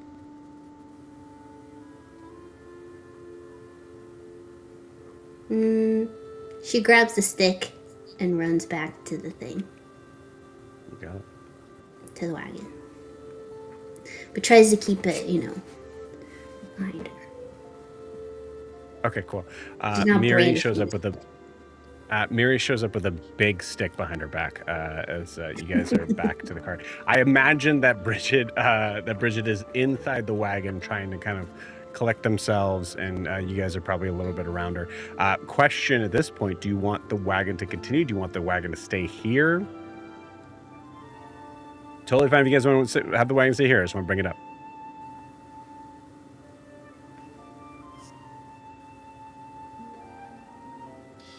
I don't really want to leave the wagon on its own. We do have the horses. with Sorry, it. I meant, do you want the wagon to go? Everyone's here. Do we want to start moving? Oh, then yes, if everybody's here. I misunderstood. Yeah. Do we want to? Okay. Mary, hop on. Now, to be clear, you're not sure if you're moving in a direction that's further away from the problem or towards the problem, so. Yeah. Do we know? I thought we were done for the night. The cart will keep going even if we're sleeping. The horses aren't real. Remember, they just. We Yeah, have but to where are we learn which going? way to go. Bridget saw some of the Water. seemed to There was kind water. of like a pond or a lake or the river. No, I think it was a river. Correct me if I'm wrong, Joe, but I think it was a Yeah. river, right? Yeah. Well, I would say it was a creek, but like Creek, yeah. where a river is, and then Yeah. It was like a creek, that's where the creature was, and that was like fresh. So wherever, I don't know where. I'm a little tapped out from being able to figure out where creeks are. Well, maybe not. I'll need to look. But hey, Fingers, you've been strung up for a couple of days. Do you want me to check you out to make sure that you're good? honey, I Medically. really appreciate. Then It's no. something all new team members have to go through to be part of the team, Fingers. You need Well, it's a good thing I'm clear an medical older check. team member. We have a new medical officer, though, so Can I be grandfathered she's in in? charge. Nope. No, her no, rules. no. You're in good hands, man. Also. Really? We were doing You're so in- well. You're in really good hands. Like, As in, Io? she is a really good doctor. That's the point that I'm making here. Don't make it weird. Anyway, I'm guys, fine with the way I am. I know you are. There's nothing wrong with the way you are. I I'm wanna- being I don't literal. need no They're doctor. Being weird. I'm going outside. I'm going outside, guys. I'll sleep out there tonight. Bye. Fingers, I just want to check you for malnutrition, dehydration, and any other potential cuts on you because we learned that this infection spreads through a cut. Mm-hmm. So Yep. if any Well, diseases I are already on you, only- you're already good. I'm not going to change You're that. Yeah. No, I understand. I understand what you're saying. The thing is that I don't think I need to worry about that because I only eat red meat.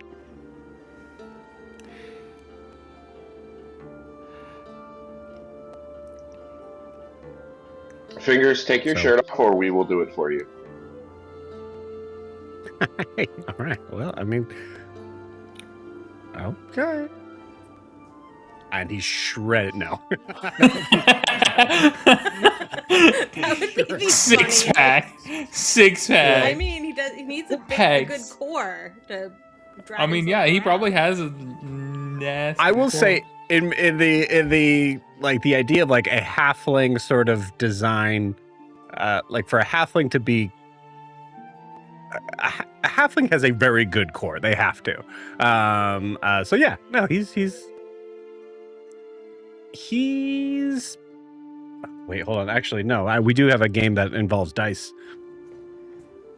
As a 7. That's impressive. You know that movie, Lady in the Water? So, like, the left side of his body, remarkably in shape. The right side, weirdly not in shape.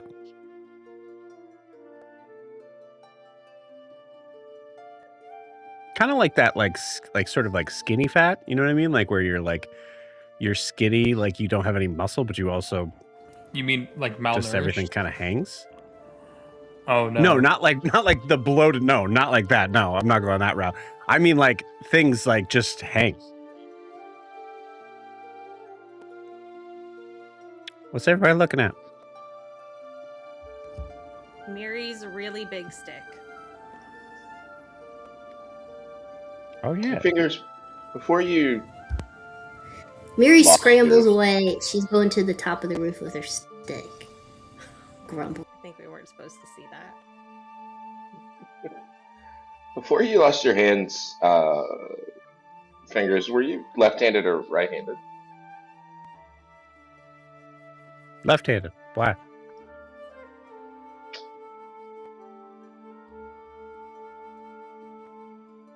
curious. Listen, guys, I stay in shape. I'm sorry if that makes you all feel, you know, uh, self-conscious.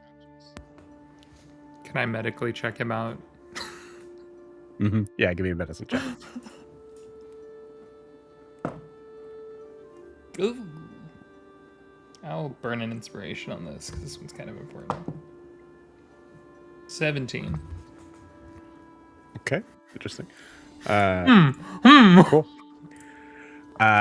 Hit. Like looking at everything, like kind of giving like just a normal sort of physical. A lot of like, hey, what are you doing? That sort of stuff. But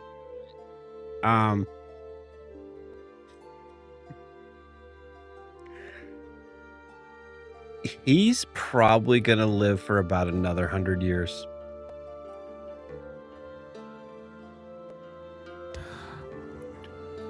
Well,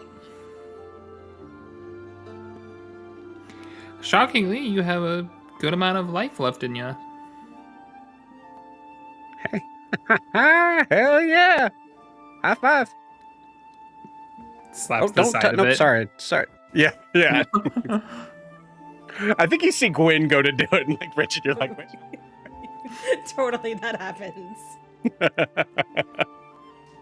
He has hooks for hands. They're sharp. They're pointy. Sharpen them every day. Fair. Thank you, Bridget. That's the second time tonight you've watched out for me. Alistair, there's a moment in your mind when you start to think of how does fingers sharpen his hooks with only hooks. And you This take man should 10 not psychic damage exist. now.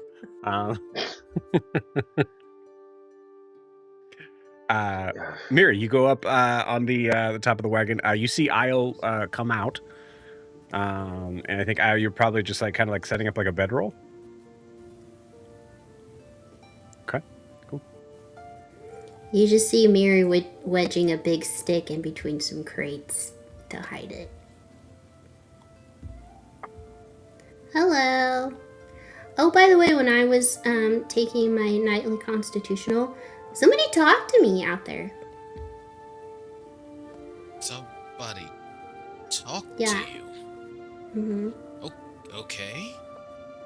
They said, What? you don't see that every day. I guess he's never met a jackalope before. Did he sound dangerous? Mm-mm. Hmm. I asked him where he was, but then Bridget screamed, so I ran back here. Inside the carriage, did we hear her scream? Yes, for sure. Okay. In that case, yeah, I don't really know what that's about.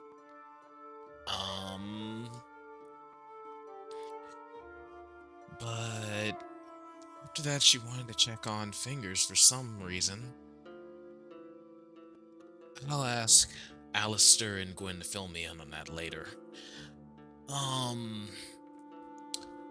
Yeah, that was... So, someone was out there. Yeah, it's Did they almost even like they sound talked in them? my head. Because I didn't They see talked them. in your head. Yeah. He didn't sound menacing or nothing? Mm-mm. You probably scared him off, didn't you? Yeah, I waved my hammer around quite a bit. In this case, yeah, that was the right call. Good girl. Well, I totally did not see that. Oh yeah, I forgot. They were surprised that I heard them. That's what it was. Huh. And then I said I could probably hit you too, but then that's what Bridget screamed. Gotcha. Well, it's a good thing we're on the move because, if they were a potential threat, we are far away from that threat now. Or they're hunting us.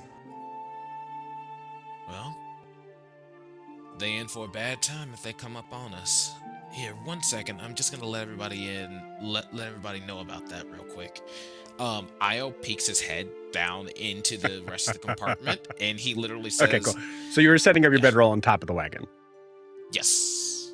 Got it. Okay. Or if it's clear that it's gonna blow off, I'm not stupid enough to keep that. No, I'd that's set it fine. up there. But, That's fine. I okay. thought you were setting it up just outside, and we're good. Yeah, no, cool. But yeah, he pokes his head in, and he's like, "Hey, y'all, Two Step said she heard a voice talking about her right before that whole screaming business happened. We're moving away from the direction, but if you'd like, we can have her fill you in if it's pertinent." Stop. To the horses. Yeah, good call. I wasn't doing anything. Not Thing- you, Fingers. Put your shirt back on. Okay, I just thought we were on me, and now we're on Miri, and I didn't realize that we were gonna be off me so We quickly. do many things at one time, Fingers. You got to keep up. Okay. You're doing great. Bridget starts picking up his shirt and going to like put it over him. Whether he puts his arms up or not, it's on him. It just crumbles as you pick it up. Bridget, Sure, roll I'm me sure a this- sleight of hand check to see if you can keep this this shirt from deteriorating in your hand. Hey, Clinton, this is your fault. I'm just thinking of the dirtiest person I've ever known. Yep. Hey, you want to know the funniest shit? I just rolled a natural 20. Okay. Okay. All right. Cool. You Awesome. I understand don't the need to make a importance new of this. mini. Finger still has a shirt. Total of 23, but still. With a natural 20, you your natural magic seems to kind of seep into it as you happen to just accidentally cast mending. Doesn't even have that as a spell. Mm-hmm.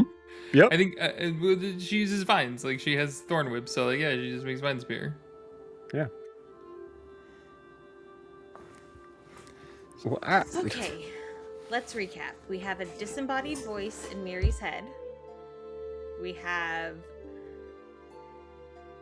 crocodilian hybrid creatures appearing out of other creatures from wounds given to them by presumably other crocodilian creatures. We have a Fingers that is now dressed. That's great. We can check that off our list. One thing accomplished. Okay. And we know that something was seen near a creek.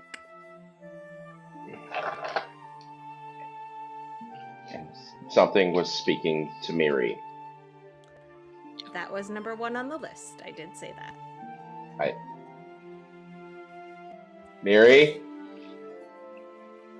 Can you come into the cart for a second? Mm-hmm. Who crawls in? Io said that something was speaking to you? Mm-hmm. When I was out on my walk, I was out by the fire, and then something said, "Don't see that every day." And I said, "Who's there?" And then I took out my hammer, and I turned in a circle, growled, kicked some stuff around, and kind of, made sure they knew it was boss. And then, it said, "Oh, you can hear me?" And then I said, "Yeah, and I'll also beat ya." And then, but before it could respond, Bridget screamed, so I ran back to the wagon. All right. Now, Mary, we all believe you. But if there's any reason you have to lie to us, that would be very bad for your for us having to vote whether or not you stay in this group. You're so right, Fingers. That's very wise of you. Thank you for being such a good friend.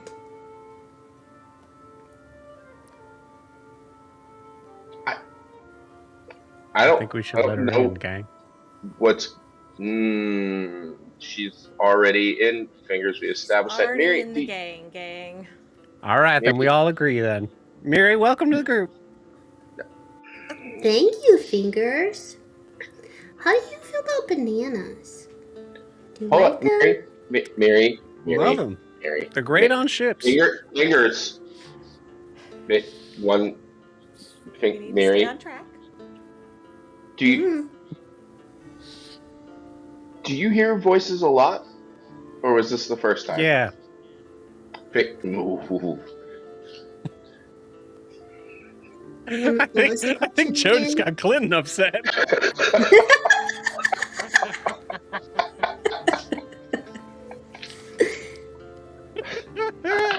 Okay, there. What is the question? Do you hear voices a lot, or was this like the first time?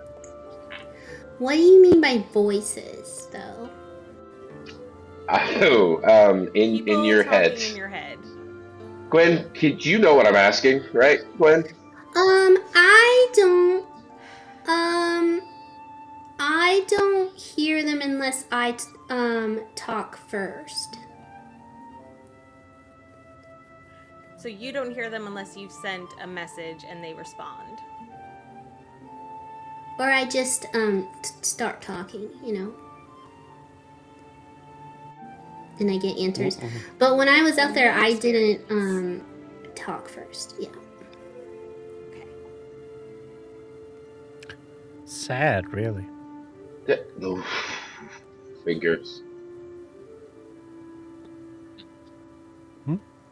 Just like bananas that are plain, or do you like them? No, Mary. No. So it spoke to you first, Mm-hmm. and I really want to stay on this, but the other thing you said, when you said you talk first sometimes and then you get answers, is it just you answering you, or are they different voices?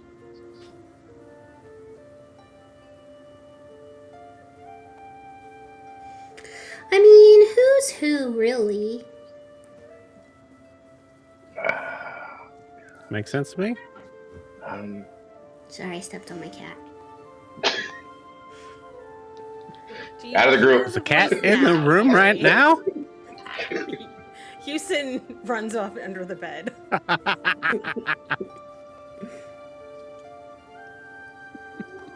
I'm sorry. Did you recognize the voice that spoke to you just a few minutes ago, Mary? No, it's new. Okay.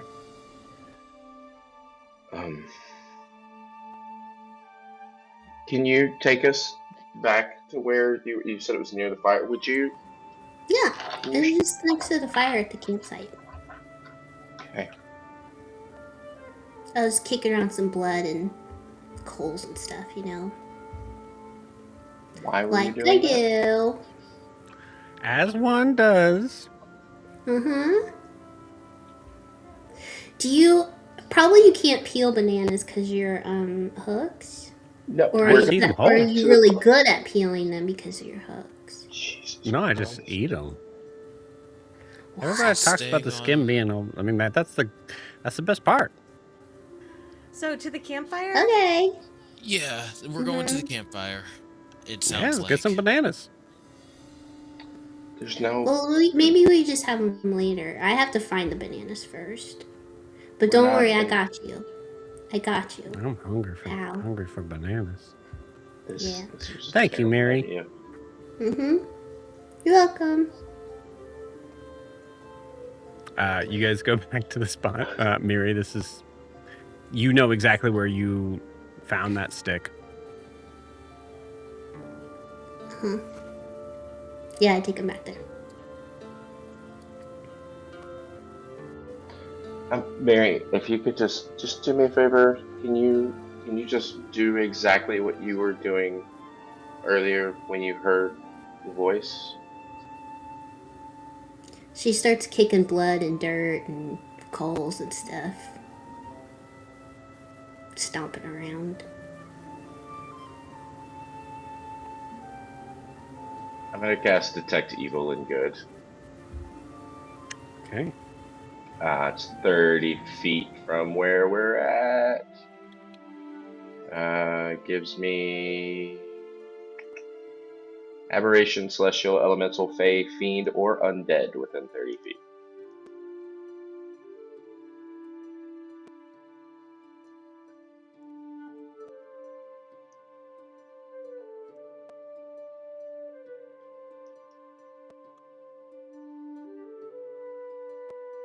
Within 30 feet?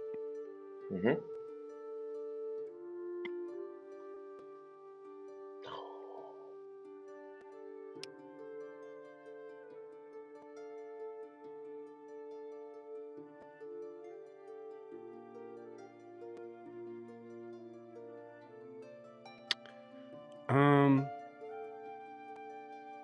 How would you say, how would this manifest for Alistair? Like, what would, if you did find something, what would be the, how would that turn out? I think it's kind of like Predator vision.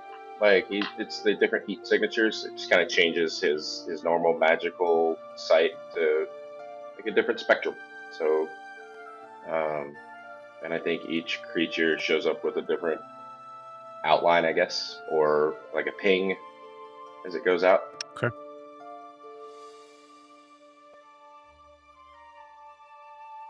You see a humanoid shape, about just like right at the edge of your vision, about 20 feet from Miri, kind of crouched down,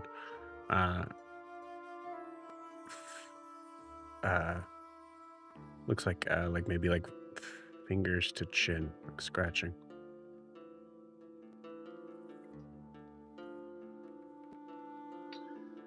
I'm not gonna say anything, but I think as we're all kind of staring at Miri kicking things around and watching what she was doing, I think I'll start to like make a wide arc around her a little bit to bring myself a little bit closer to that creature. And as I pass Gwen, I think I'll kind of tap her on the shoulder without saying anything, but kind of like that, come with me. And then I saw you roll, but even if you weren't going to roll, as I kind of get to that side where they're at, I'm going to stop and kind of turn my back to them with Gwen.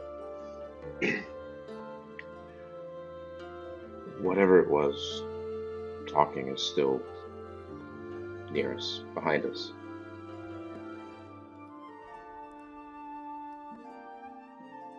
I don't know if it means us harm, but I can hold it, or we can try and talk to it.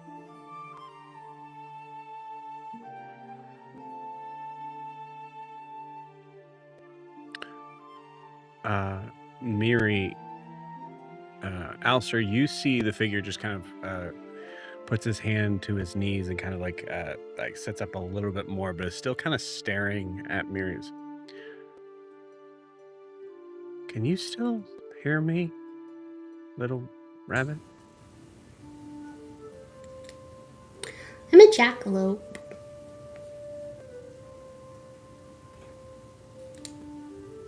He points to her Holy shit. horns.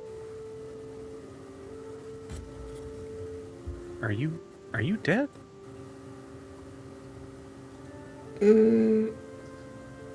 Yeah. Are you dead?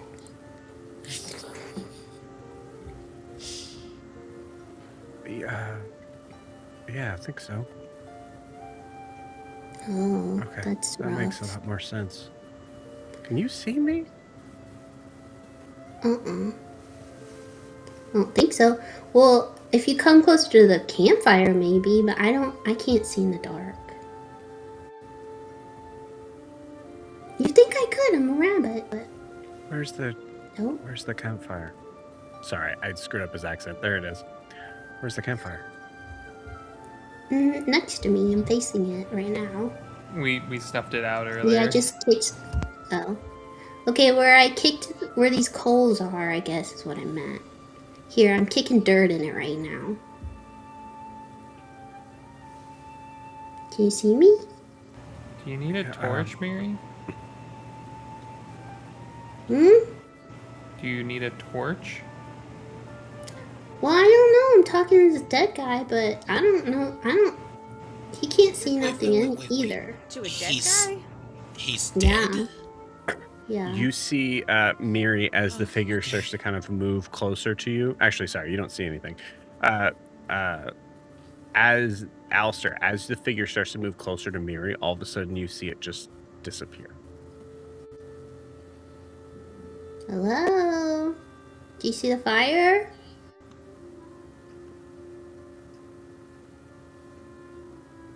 He's not talking to me anymore. I told him to come closer to the fire because I can't see in the dark, and then he didn't know where the fire was, so I don't know. Huh. I mean, you did say he was dead. You were.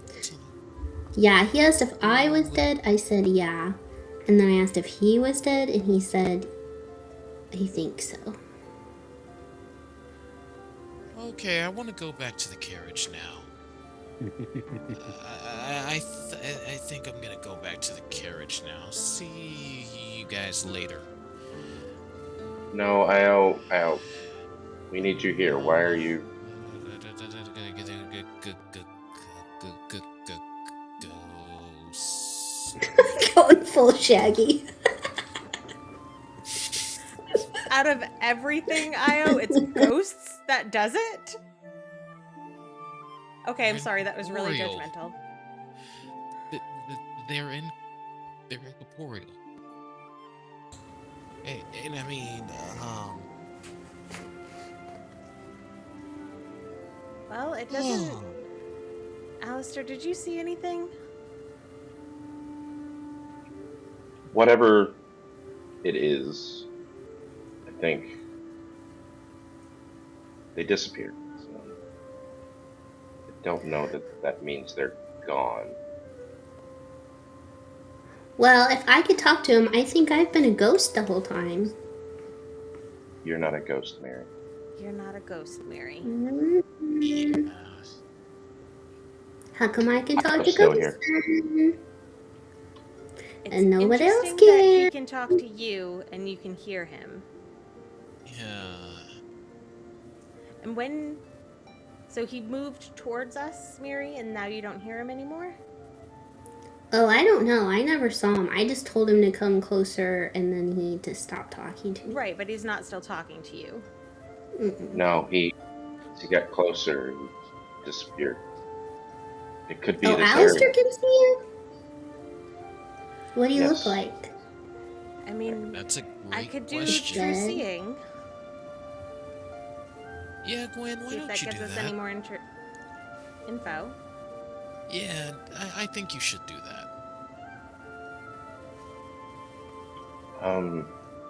Do you have How do the you ability to fight go a to ghost? the ethereal plane? I know you can see into it, right?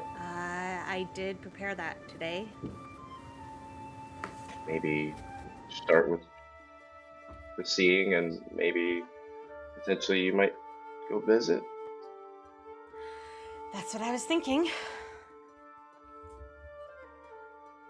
Just All right. watch yourself. We're gonna need... Bridget, maybe you can help me make more of this tincture eventually. I'm gonna run out of this very quickly. She sort of shows her the mushroom powder that she got in the Feywild. as she sprinkles it in her eyes. Joe, I'm casting True Seeing.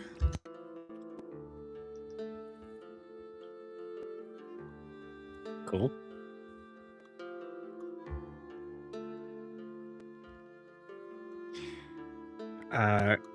Gwen, go ahead and tell me what it looks like as I get some stuff ready. I think she takes the sort of mushroom powder and sort of just like tips her head back and sprinkles it in her eyes, and it glows bright white for a second, and then her eyes are just all pure white and sort of glowing as the spell takes effect. Slowly sort of takes over the blackness of her eyes.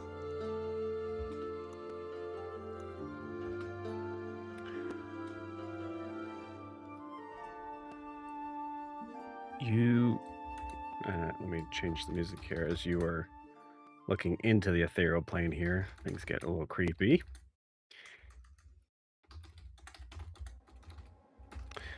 The ethereal plane here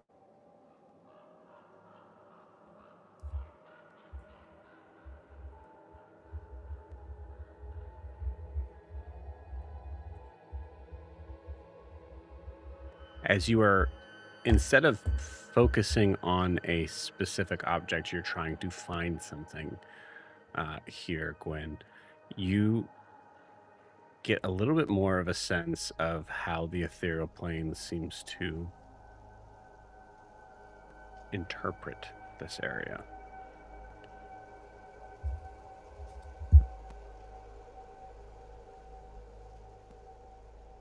And you see that there are everything, I'd say everything that is nature. So all of the plants, all of the trees, even the grass itself seems to exist in this strange state of duality. It's alive and it's dead.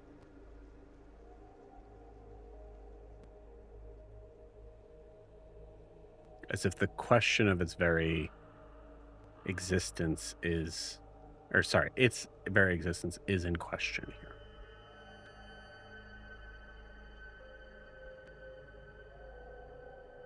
What is not in question is this figure that is bent down in front of Miri,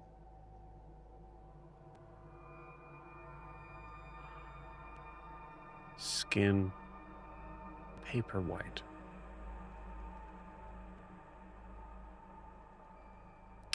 The form of where clothes would be around him seems to be like smoke, giving this this sort of sense of something that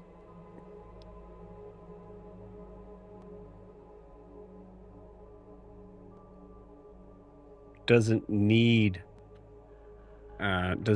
to exist here in any certain form, but the form that it was normally perceived in, which was different depending on what clothes they're wearing. Everything else is pretty solid. Dark, short, black hair. See the figures just waving their hand in front of Miri's face.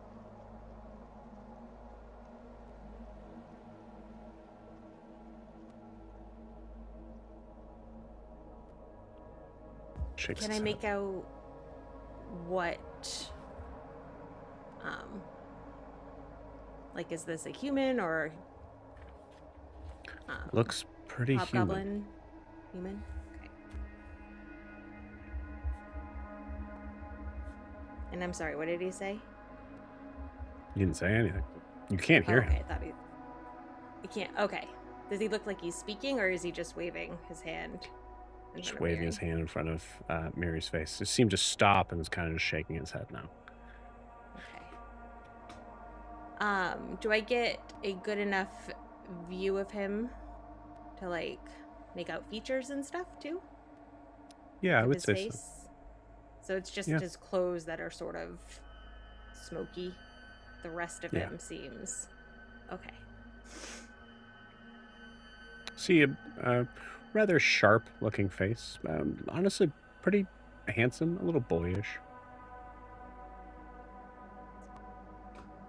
but it's definitely an adult male figure. She can't hear you.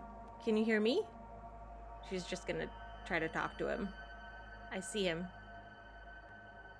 She'll say to the others. Is there any reaction from him? Let me just take a quick look just to make sure.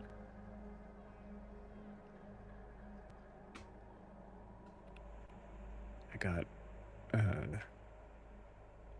says you have internet connectivity problems. Are you sure you're using the right?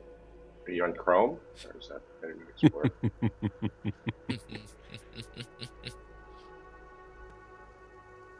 Okay.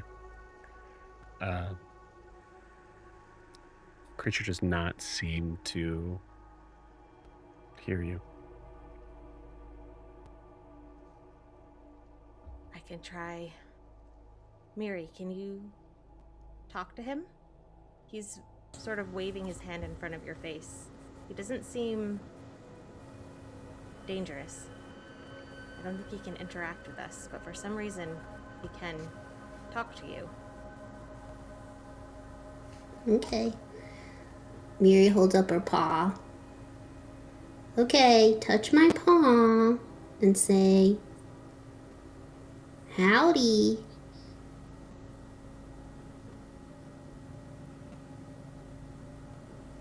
You don't hear anything. I don't hear anything.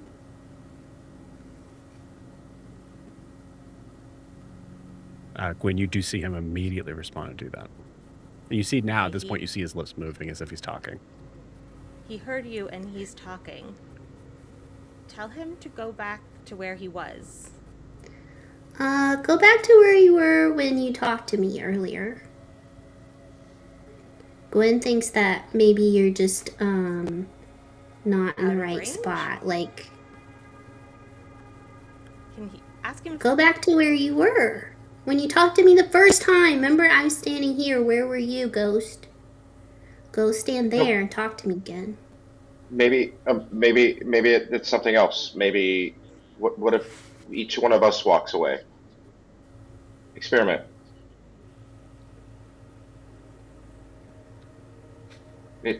Something happened when it got closer to us. Okay. Well, the rest of us. And Can't hear you, Oh, wow, friend. you sound crazy. You see, Gwen, you see the figure point in a direction, seem very frustrated and annoyed, and then walk over in that direction. And then Miri, you hear, I don't even fucking understand how any of this works. Hey, I hear you again. Hey. Hello. Hi. You hear me? Yeah. What are you doing now? Ask him his Are you name. here? What's your name?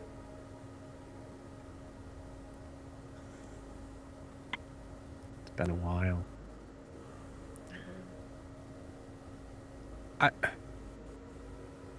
This is gonna sound weird, but I don't know.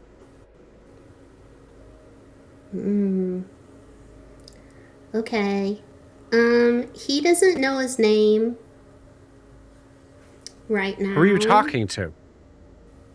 The other people. You can't see the other people here? I've got a whole army. It's weird you can't see them. Did you just tell this ghost man that you have an army? Are you That's talking so out loud? good, I should ask Rachel. this Oh question, my God. actually. Stop listening! I'm having a conversation. Miri has to be talking out loud. Okay.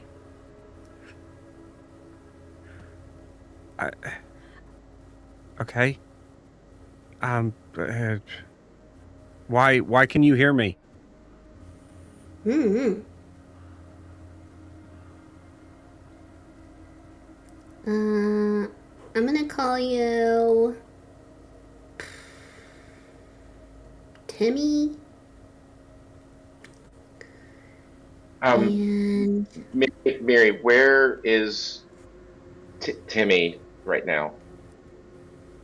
I don't know. I can't see him. Oh, Alistair, you would be able to, how long does your... It's concentration. 10 minutes. Okay, cool. You can also see him. All right, I'm gonna walk towards where he's at. One, to see if they can't hear each other anymore, but also if it notices me. How close do you get? I would probably move in increments of like 10 feet. Cool. So 10 feet, wait a second, watch. I would very much be paying attention to look if it looks like it's going to bolt or go somewhere else. You got it. Yeah, and just a reminder too, because I think that makes a lot of sense in the idea of like the validity of this spell as opposed to like true seeing. Gwen is able to see like expressions, all this, like you're seeing an outline. Yeah. One of my squires might be getting close to you. Can you see him?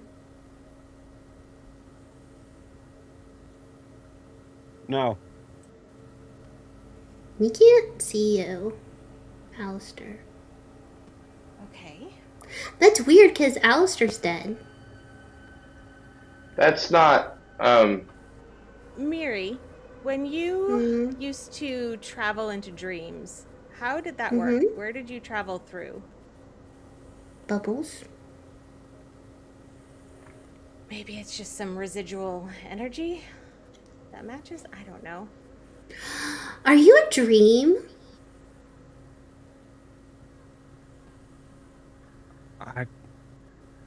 I don't think so. Because I've never talked to a ghost before. I'm not actually dead. I told you I was dead. I'm not dead. I've never actually talked to a ghost before, but I can go into dreams all the time. Maybe you're a dream. Okay, now I have no idea if you're fucking with me or not. I'm not. Mary, can you ask him where he's from? Where are you from, Timmy?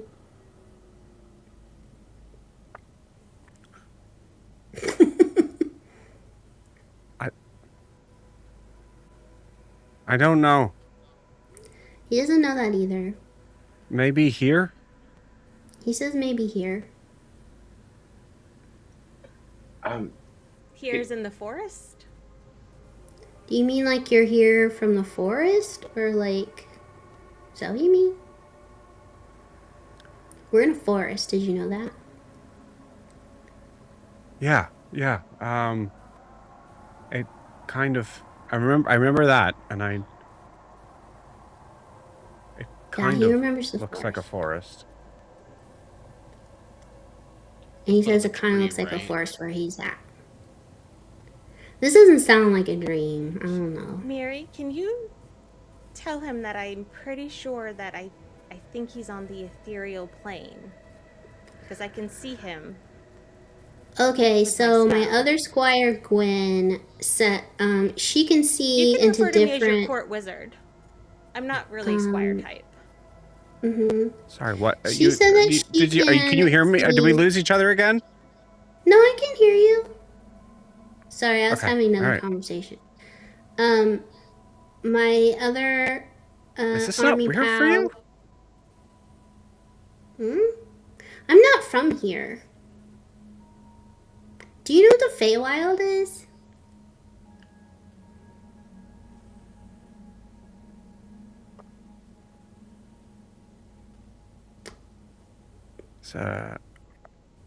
It's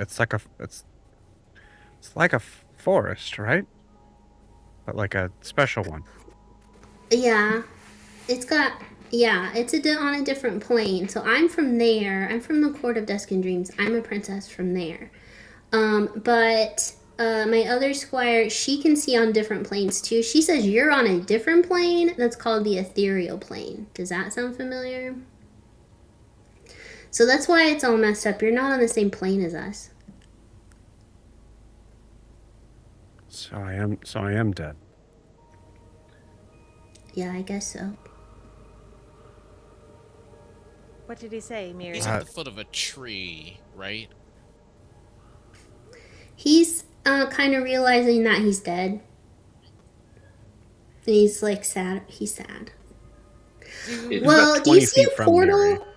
But yeah. somewhere? Because that's how I got on different planes. Do you see a portal around? No, I've been here forever and I haven't been able to find anything. I've been able to see things randomly, like animals and things like that. And I don't.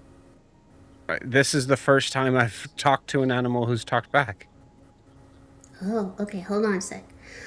He says he's been there for a long time. He sees stuff randomly like animals, but I'm the first. Well, first of all, he's calling me an animal, but he says I'm the first animal that's talked back You to know, him. I can hear you too, right? Oh no, I didn't know that. Okay, I'm sorry. I thought you were an animal. Are you not? You look like an animal to me.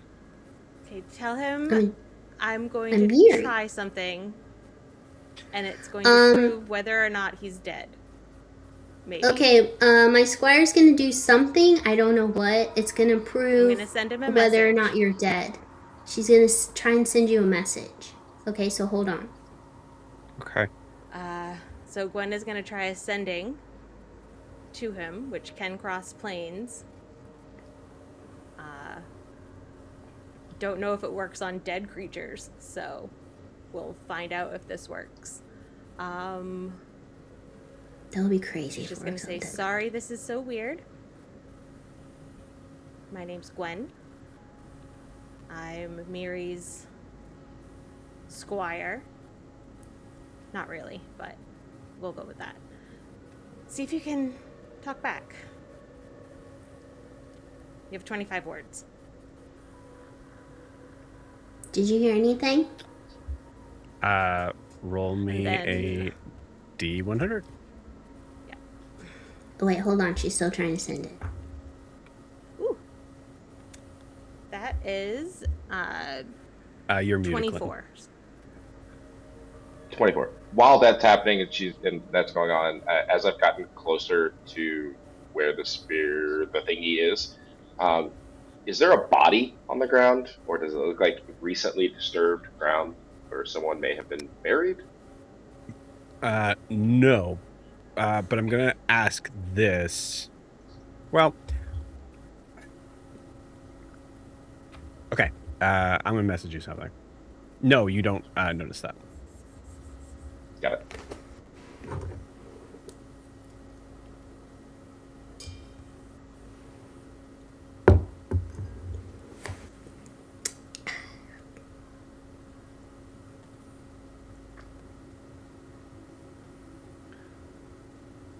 Yeah. Yes, I heard. Hey! He heard you. Hold on. I'm trying. Okay, this is in stereo. Okay. I'm hearing you. I don't. Your name is Gwen. You're the squire, but not really. He says that your name is Gwen and you're a squire. So he heard you. He heard me. Hey! I heard exactly that what means he you're said, not Miriam. dead. It at least means he exists on a plane. So that's something. He has an existence. So, you have an existence, is what she said. Because you heard that. Okay. Is that good? Mm-hmm. Okay. Well, I don't know, because if I dead, have I'm to supposed leave you to- there, or if I can't get you from the other plane, I guess you are alive and you're sentient, and now you just know that, so that's actually kind of a bummer. Yeah. Yeah. Mm. Oh. Aren't I supposed to Well, go Miri, when you somewhere? put it like that. Well, if you're not really like dead, maybe you don't have anywhere to go.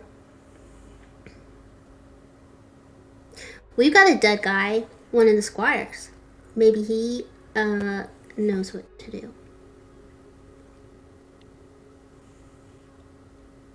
Hey, Alistair. What do we do? Did you find anything over there, Alistair?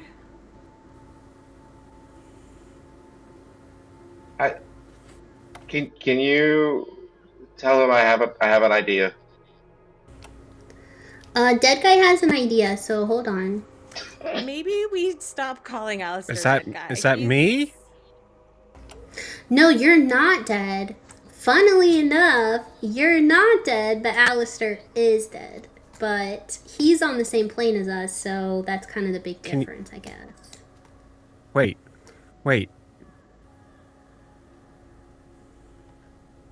He's Miri, can you dead, just tell but him he's that he not has a with plan? me. But he's a dead man with a plan. So just hold on a second. I can't do anything now.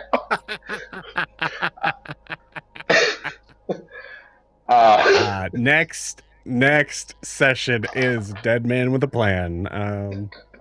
Glorify, get that in the books. I'm gonna look at Io and Gwen. Just trust me, and know that I might need you. And then I'm gonna step into his space.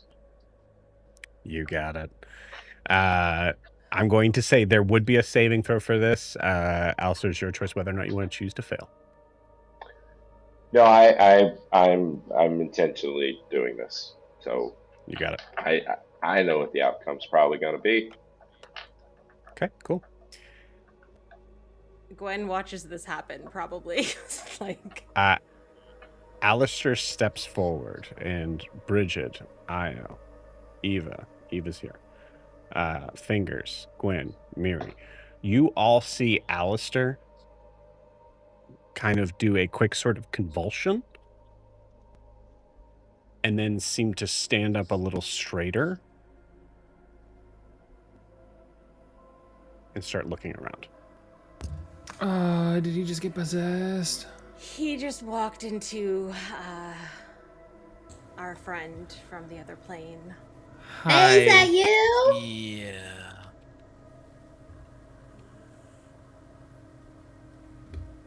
Can you talk now? Hello? Give me 1 second.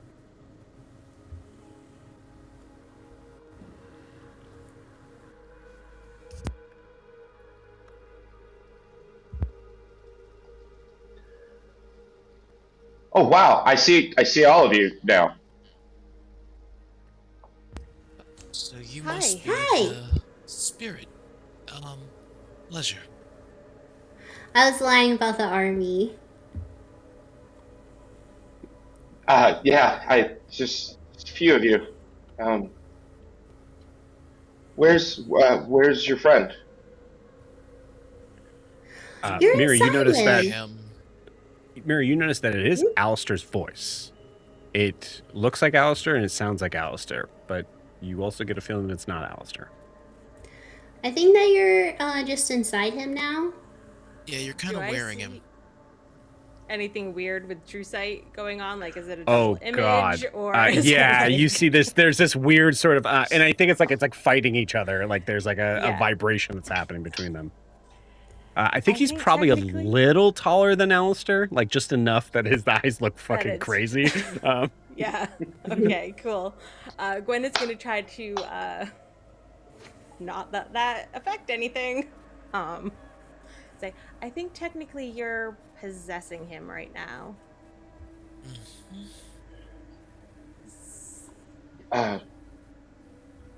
Well, I promise I'll take care of it. I'm sorry. That was. I didn't mean to hurt him. If I hurt him. No, he did it knowingly, figuring what was going to happen. He Yeah, I had our think this is blessing. his plan. Um. So I'm Gwen, Io. Message. but we've met Miri. Yep. I'm sorry. Your your skin, it's red. Yes. You never seen a tiefling before? Uh, That's Io. He's also a tiefling with a lot going on. Mm-hmm. I don't know. Uh, And we've got Bridget. Hello. uh, It's and best to not think about it too much. and you're Miri. I'm Yuri. Okay. Um, uh, what are you, where are we? I don't know. We're in the forest. Currently. Mm-hmm. Does this forest have a name, Joe? It's blanking at the moment. North Imaean Forest. In North Emea. Somewhere between where we entered, sort of east of Dare's Wharf and west of Maracaba. Do any of those names mean anything to you?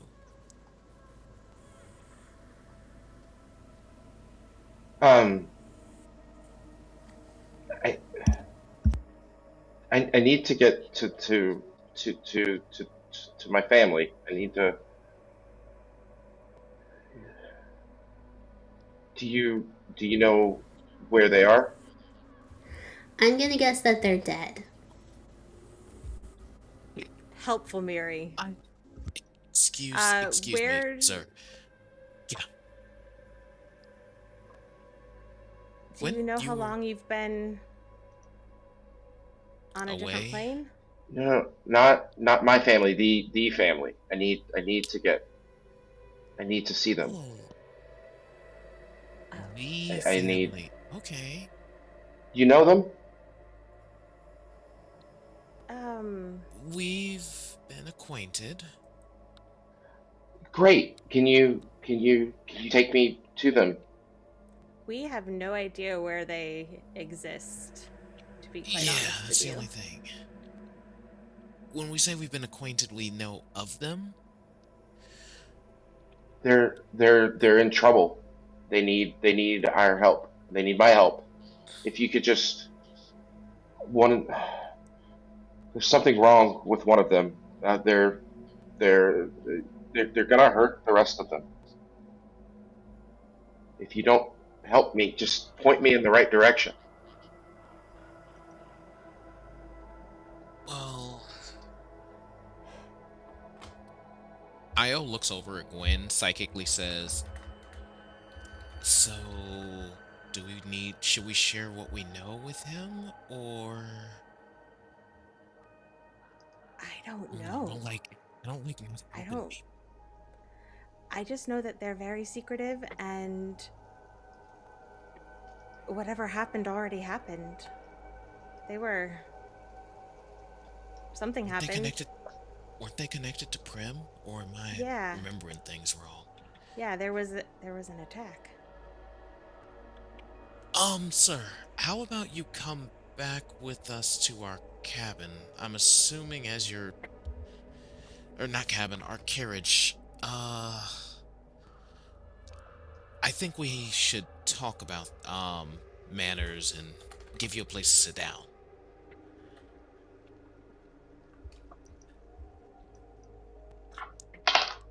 There's a lot of information.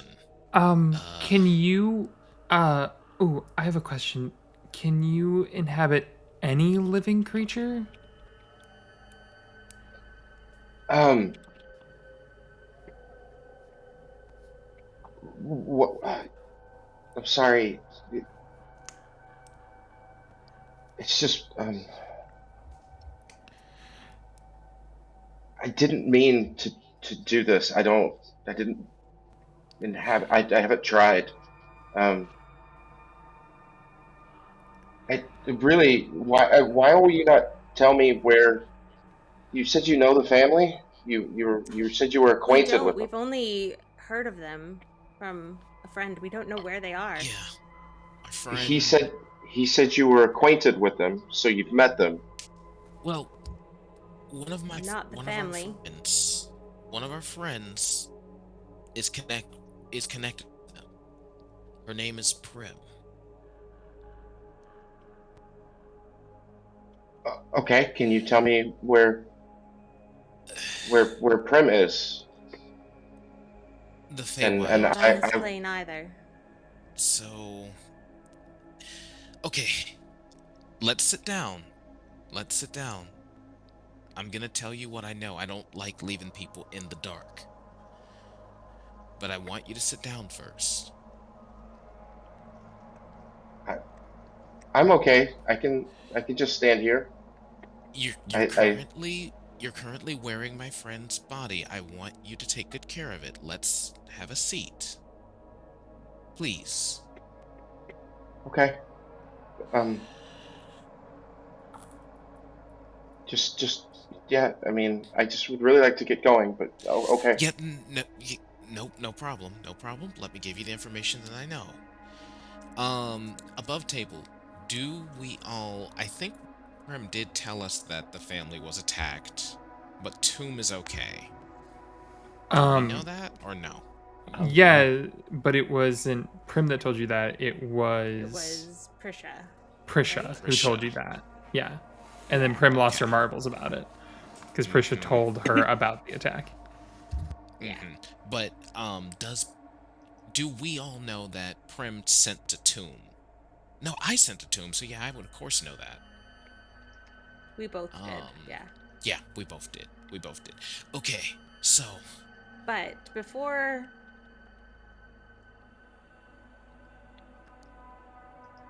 I think, can Gwen talk back to you in your head?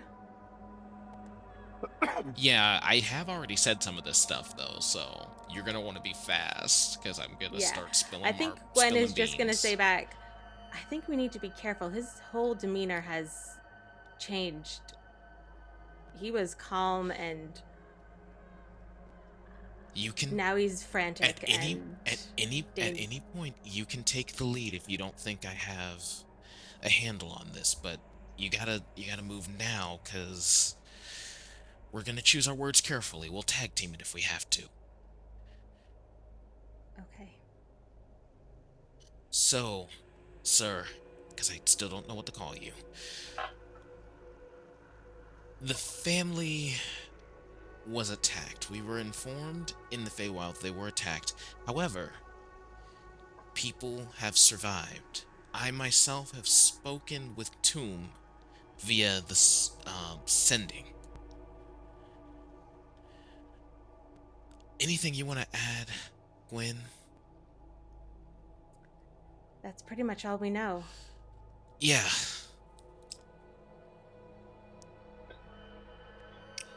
And if you So it's want already right now, happened.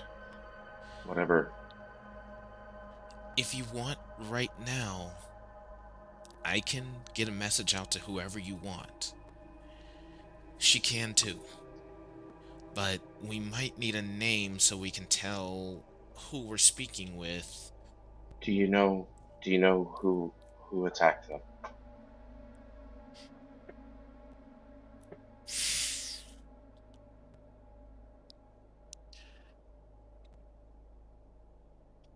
Gwen's going to say, I think it's best if we don't. To Io. Mm-hmm. All I remember hearing is that they were attacked.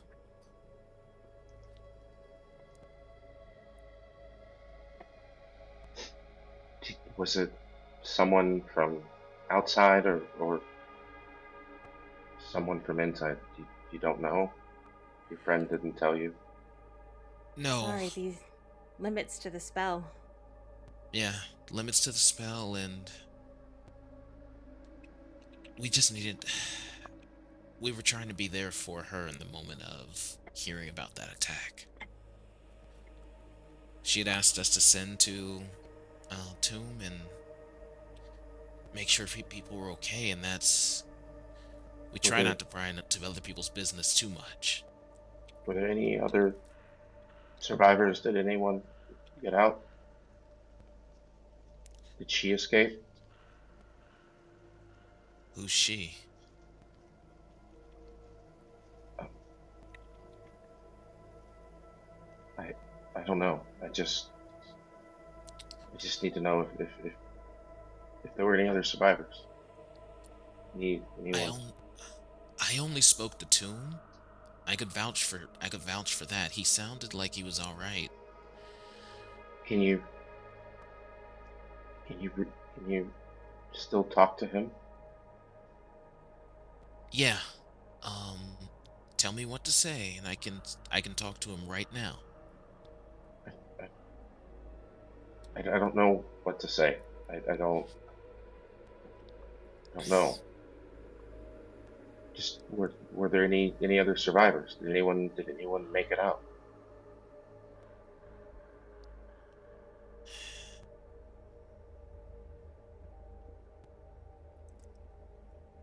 Above table, I believe Tomb did tell us that there were, yeah, Yeah, yes, others there did were. make it out. He was with a group. Hmm. The whole group made it. Some small amount. Small.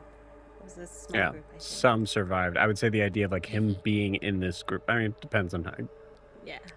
There's a world. Hmm.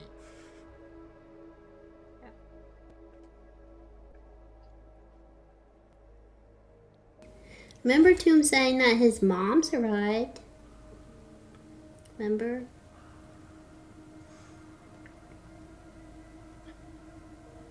Above table, I do did that remember happen, that, or is this Mary. mirroring? No, it really happened. No, Okay. it happened. Yeah. Okay.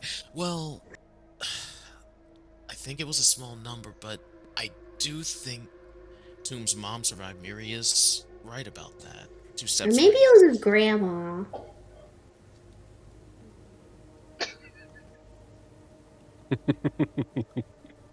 So, The point is, Tomb is not I an do know who orphan. Mary's talking about, and I don't remember if it's his mom or his grandma. Tomb's not an orphan, I guess is my point.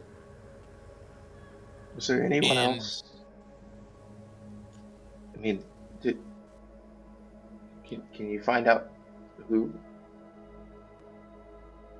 okay. Maybe if I heard some names, I could remember. All right. I'm gonna do this for you, but let me ask you this before I do. Are you prepared for whatever my answers might be? And I need you to look me in my eyes. Which When one? you. That's actually an excellent question. Let's do the two that are on every normal person's face. You look normal. Wow, thank you. I don't know why that feels very weird to hear. Anyway, yeah, just look me right in these two, right here. Mhm. Are you ready for whatever the answer might be? I think so. I don't. Yes.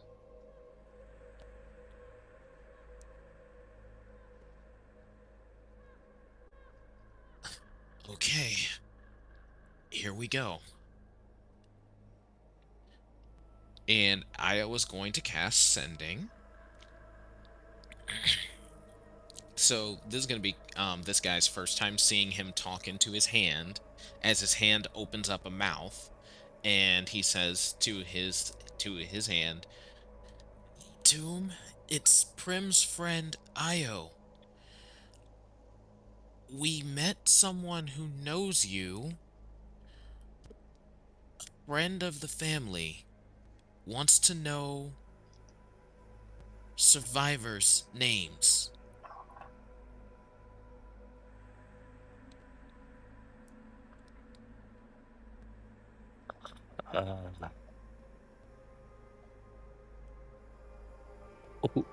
Okay. Uh, trying to sleep right now. But this is cool.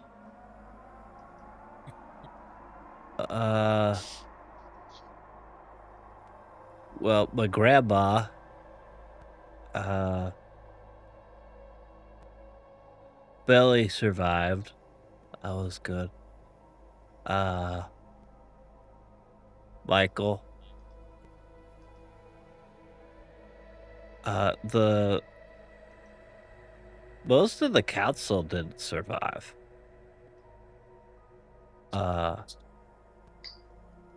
And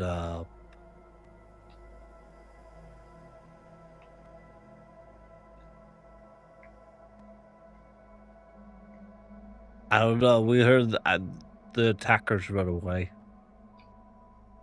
Hey, what's your?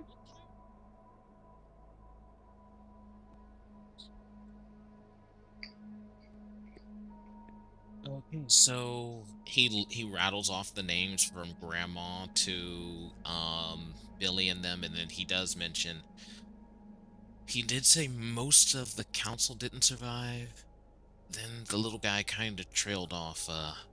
There's a The limit to how council. many The words one of get them through. is corrupted. What? One of them. There's. I have to warn them.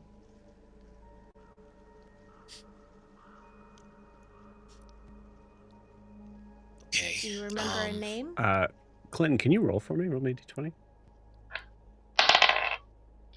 At 20.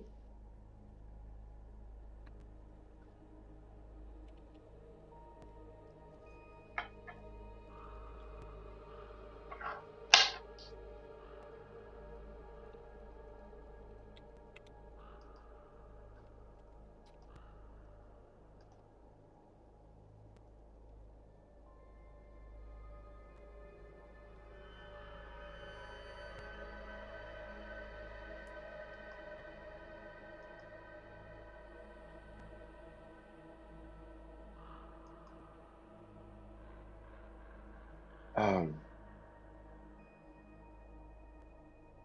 Your skin. In the moonlight, it's almost blue.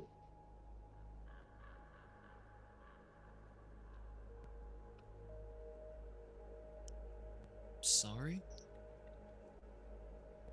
You were saying something about a corrupted council, and you wanted to warn them.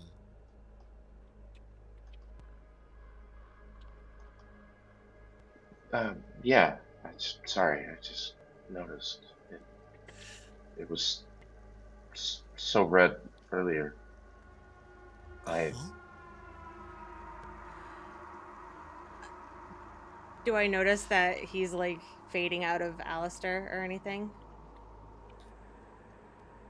Not I yet. was. I like where Gwen's head's at. Like all of a sudden, like Mhm. Alistair taking over. Yeah. There's. Or she was thinking maybe more like the ethereal plane fading out the colors, sort of thing. Oh yeah. Yeah. Um.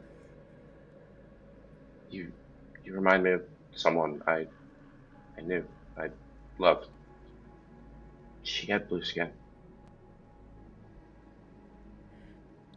Oh, um, Do you know if she made it out? Did she survive? I'm sorry, I don't know. Do you remember a name?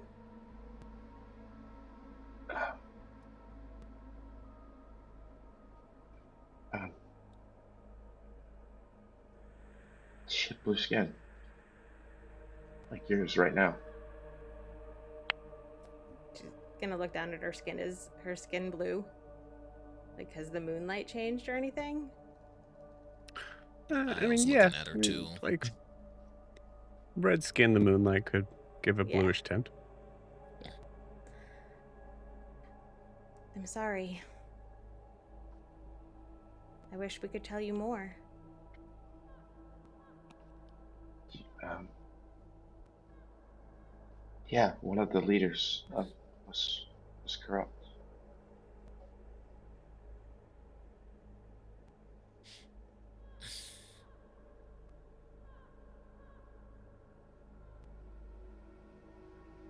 But you don't remember. Who? Toombs did say that most of them didn't make it out. I don't know if that makes it better or worse. Yeah, because what if the wrong one made it out?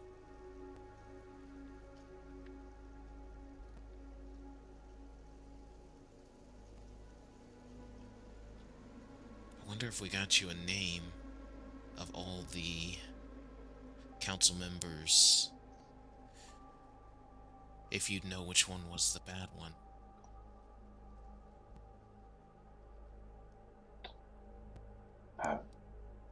Which one's the bad one?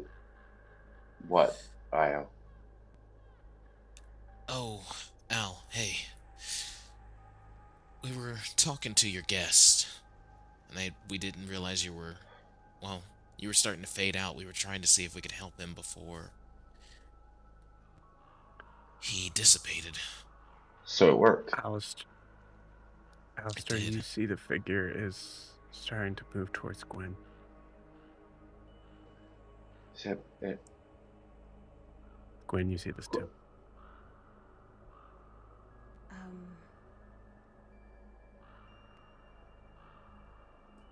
Yeah. I think I remind him of somebody. He's from the family. Step back. Don't let him get near you.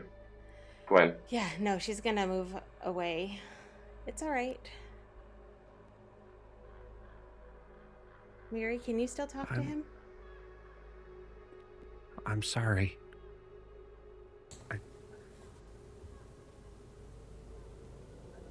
Miri, only you can hear this. He says that he's sorry. Tell him it's alright. Gwen I says think it's if you alright. If you find her,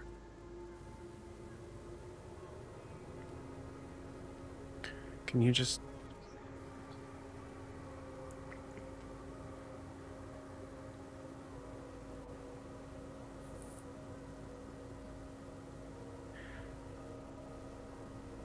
I went down trying.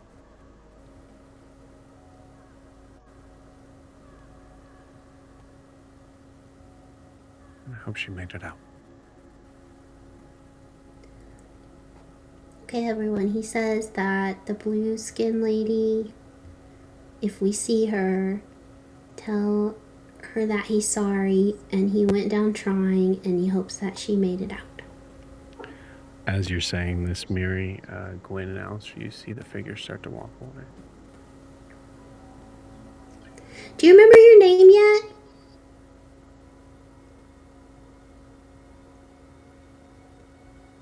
Can you let him know that I can reach him? Even through distance. Gwen says that she can reach you even through distance. So I guess maybe she's gonna check in on you. Maybe if we find the lady.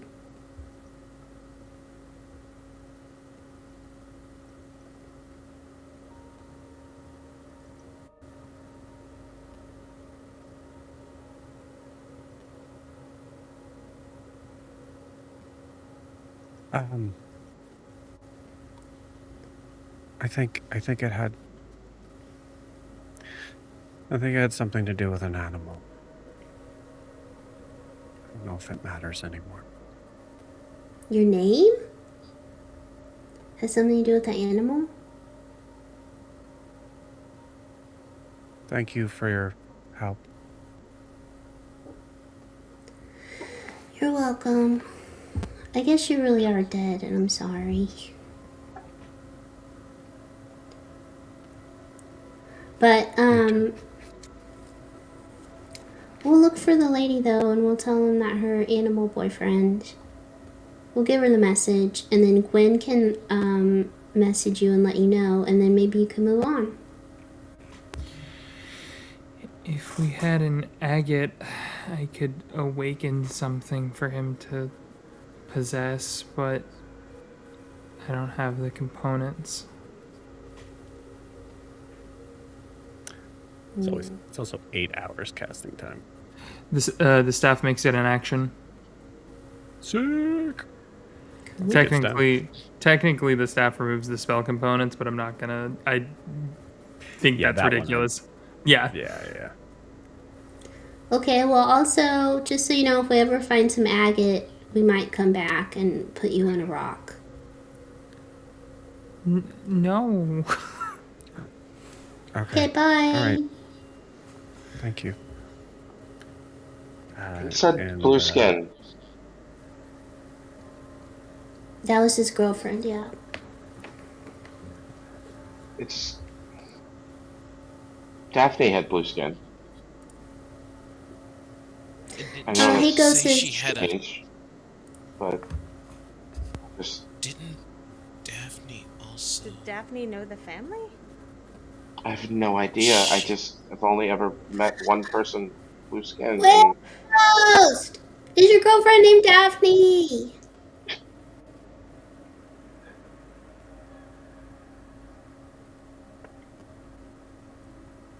God damn it. Figures count. Daphne have a sister?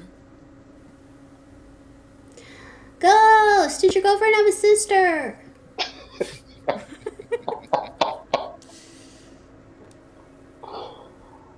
First off, his name is Timmy. Actually, no, that's Fingers. Fingers goes, I thought his name was Timmy. Timmy! No wonder he wasn't responding to you. You weren't Well, I talking to dropped him that by because his he said it name. has something to do with an animal. his Maybe name he has meant- something to do with an animal. Yeah. Or maybe he meant the Wolf! family. No, he said his name. He doesn't remember his name, but it has something to do with an animal. I think his name's Wolf. Probably like a chicken. Why would it be He chicken? doesn't seem like a Fingers. chicken. He could talk to me. Maybe his name was Jackalope. Maybe his name was Rabbit. Maybe his name was Hare. Maybe his name was Jackrabbit. Jack? Hey, is your name Jack? No.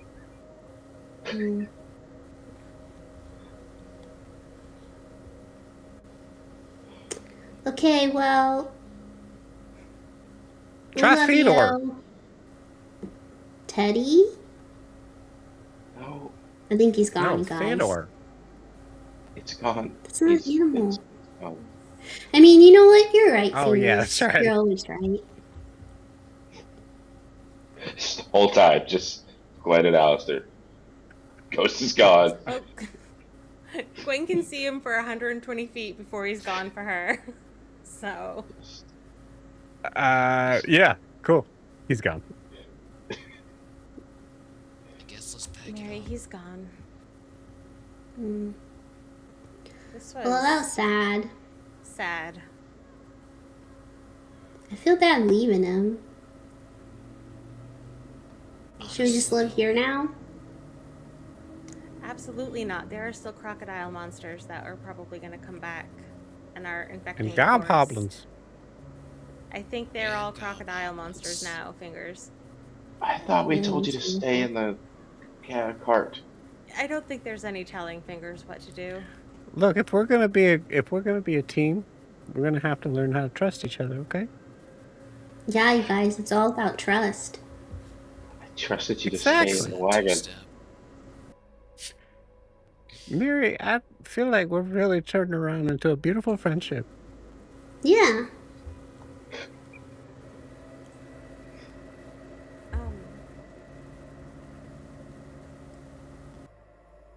Speaking of beautiful friendships, Walks over to Bridget and then goes, "Don't worry, you're still my favorite."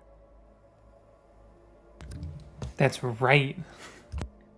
Horrible breath. Horrible breath. We're gonna have to Gwen talk looks at about Fingers dental very hygiene. betrayed. I'm a pirate. Never heard of it. We're But gonna help speaking you of with beautiful scurvy. friendships, does Gwen notice anything odd or different or that's changed about Io with her true vision, true sight up? Oh.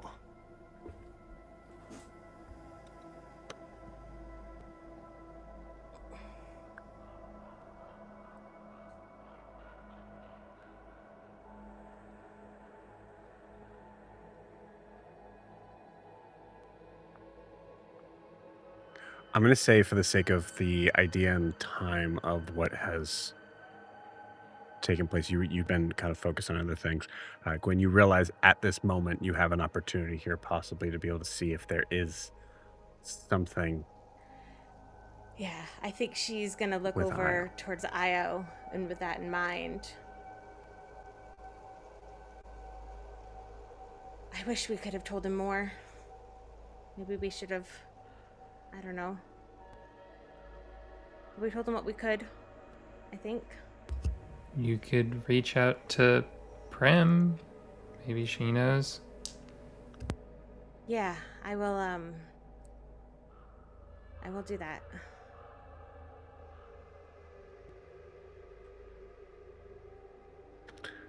You did good, Io. You guys all did good. Especially you. You really don't. It was a group effort. We all felt like we did the right thing.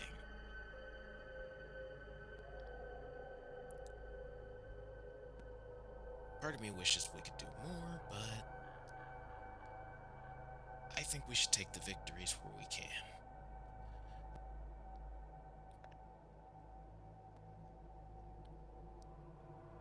So you're gonna send Prem later? Io. As you look at Gwen, you notice that Gwen has been staring at you for a few seconds.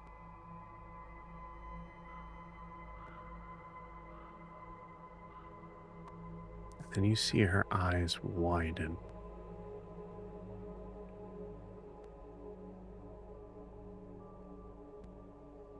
As she seems to look terrified at you. Her eyes seem to travel upward above your head.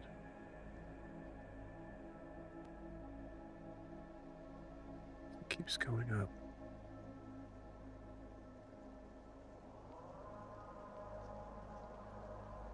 Gwen, as the figure that you see, looks down at you.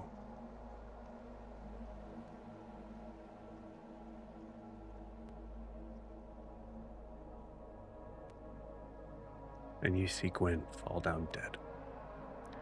And with that, we're going to end tonight's session. See y'all next week.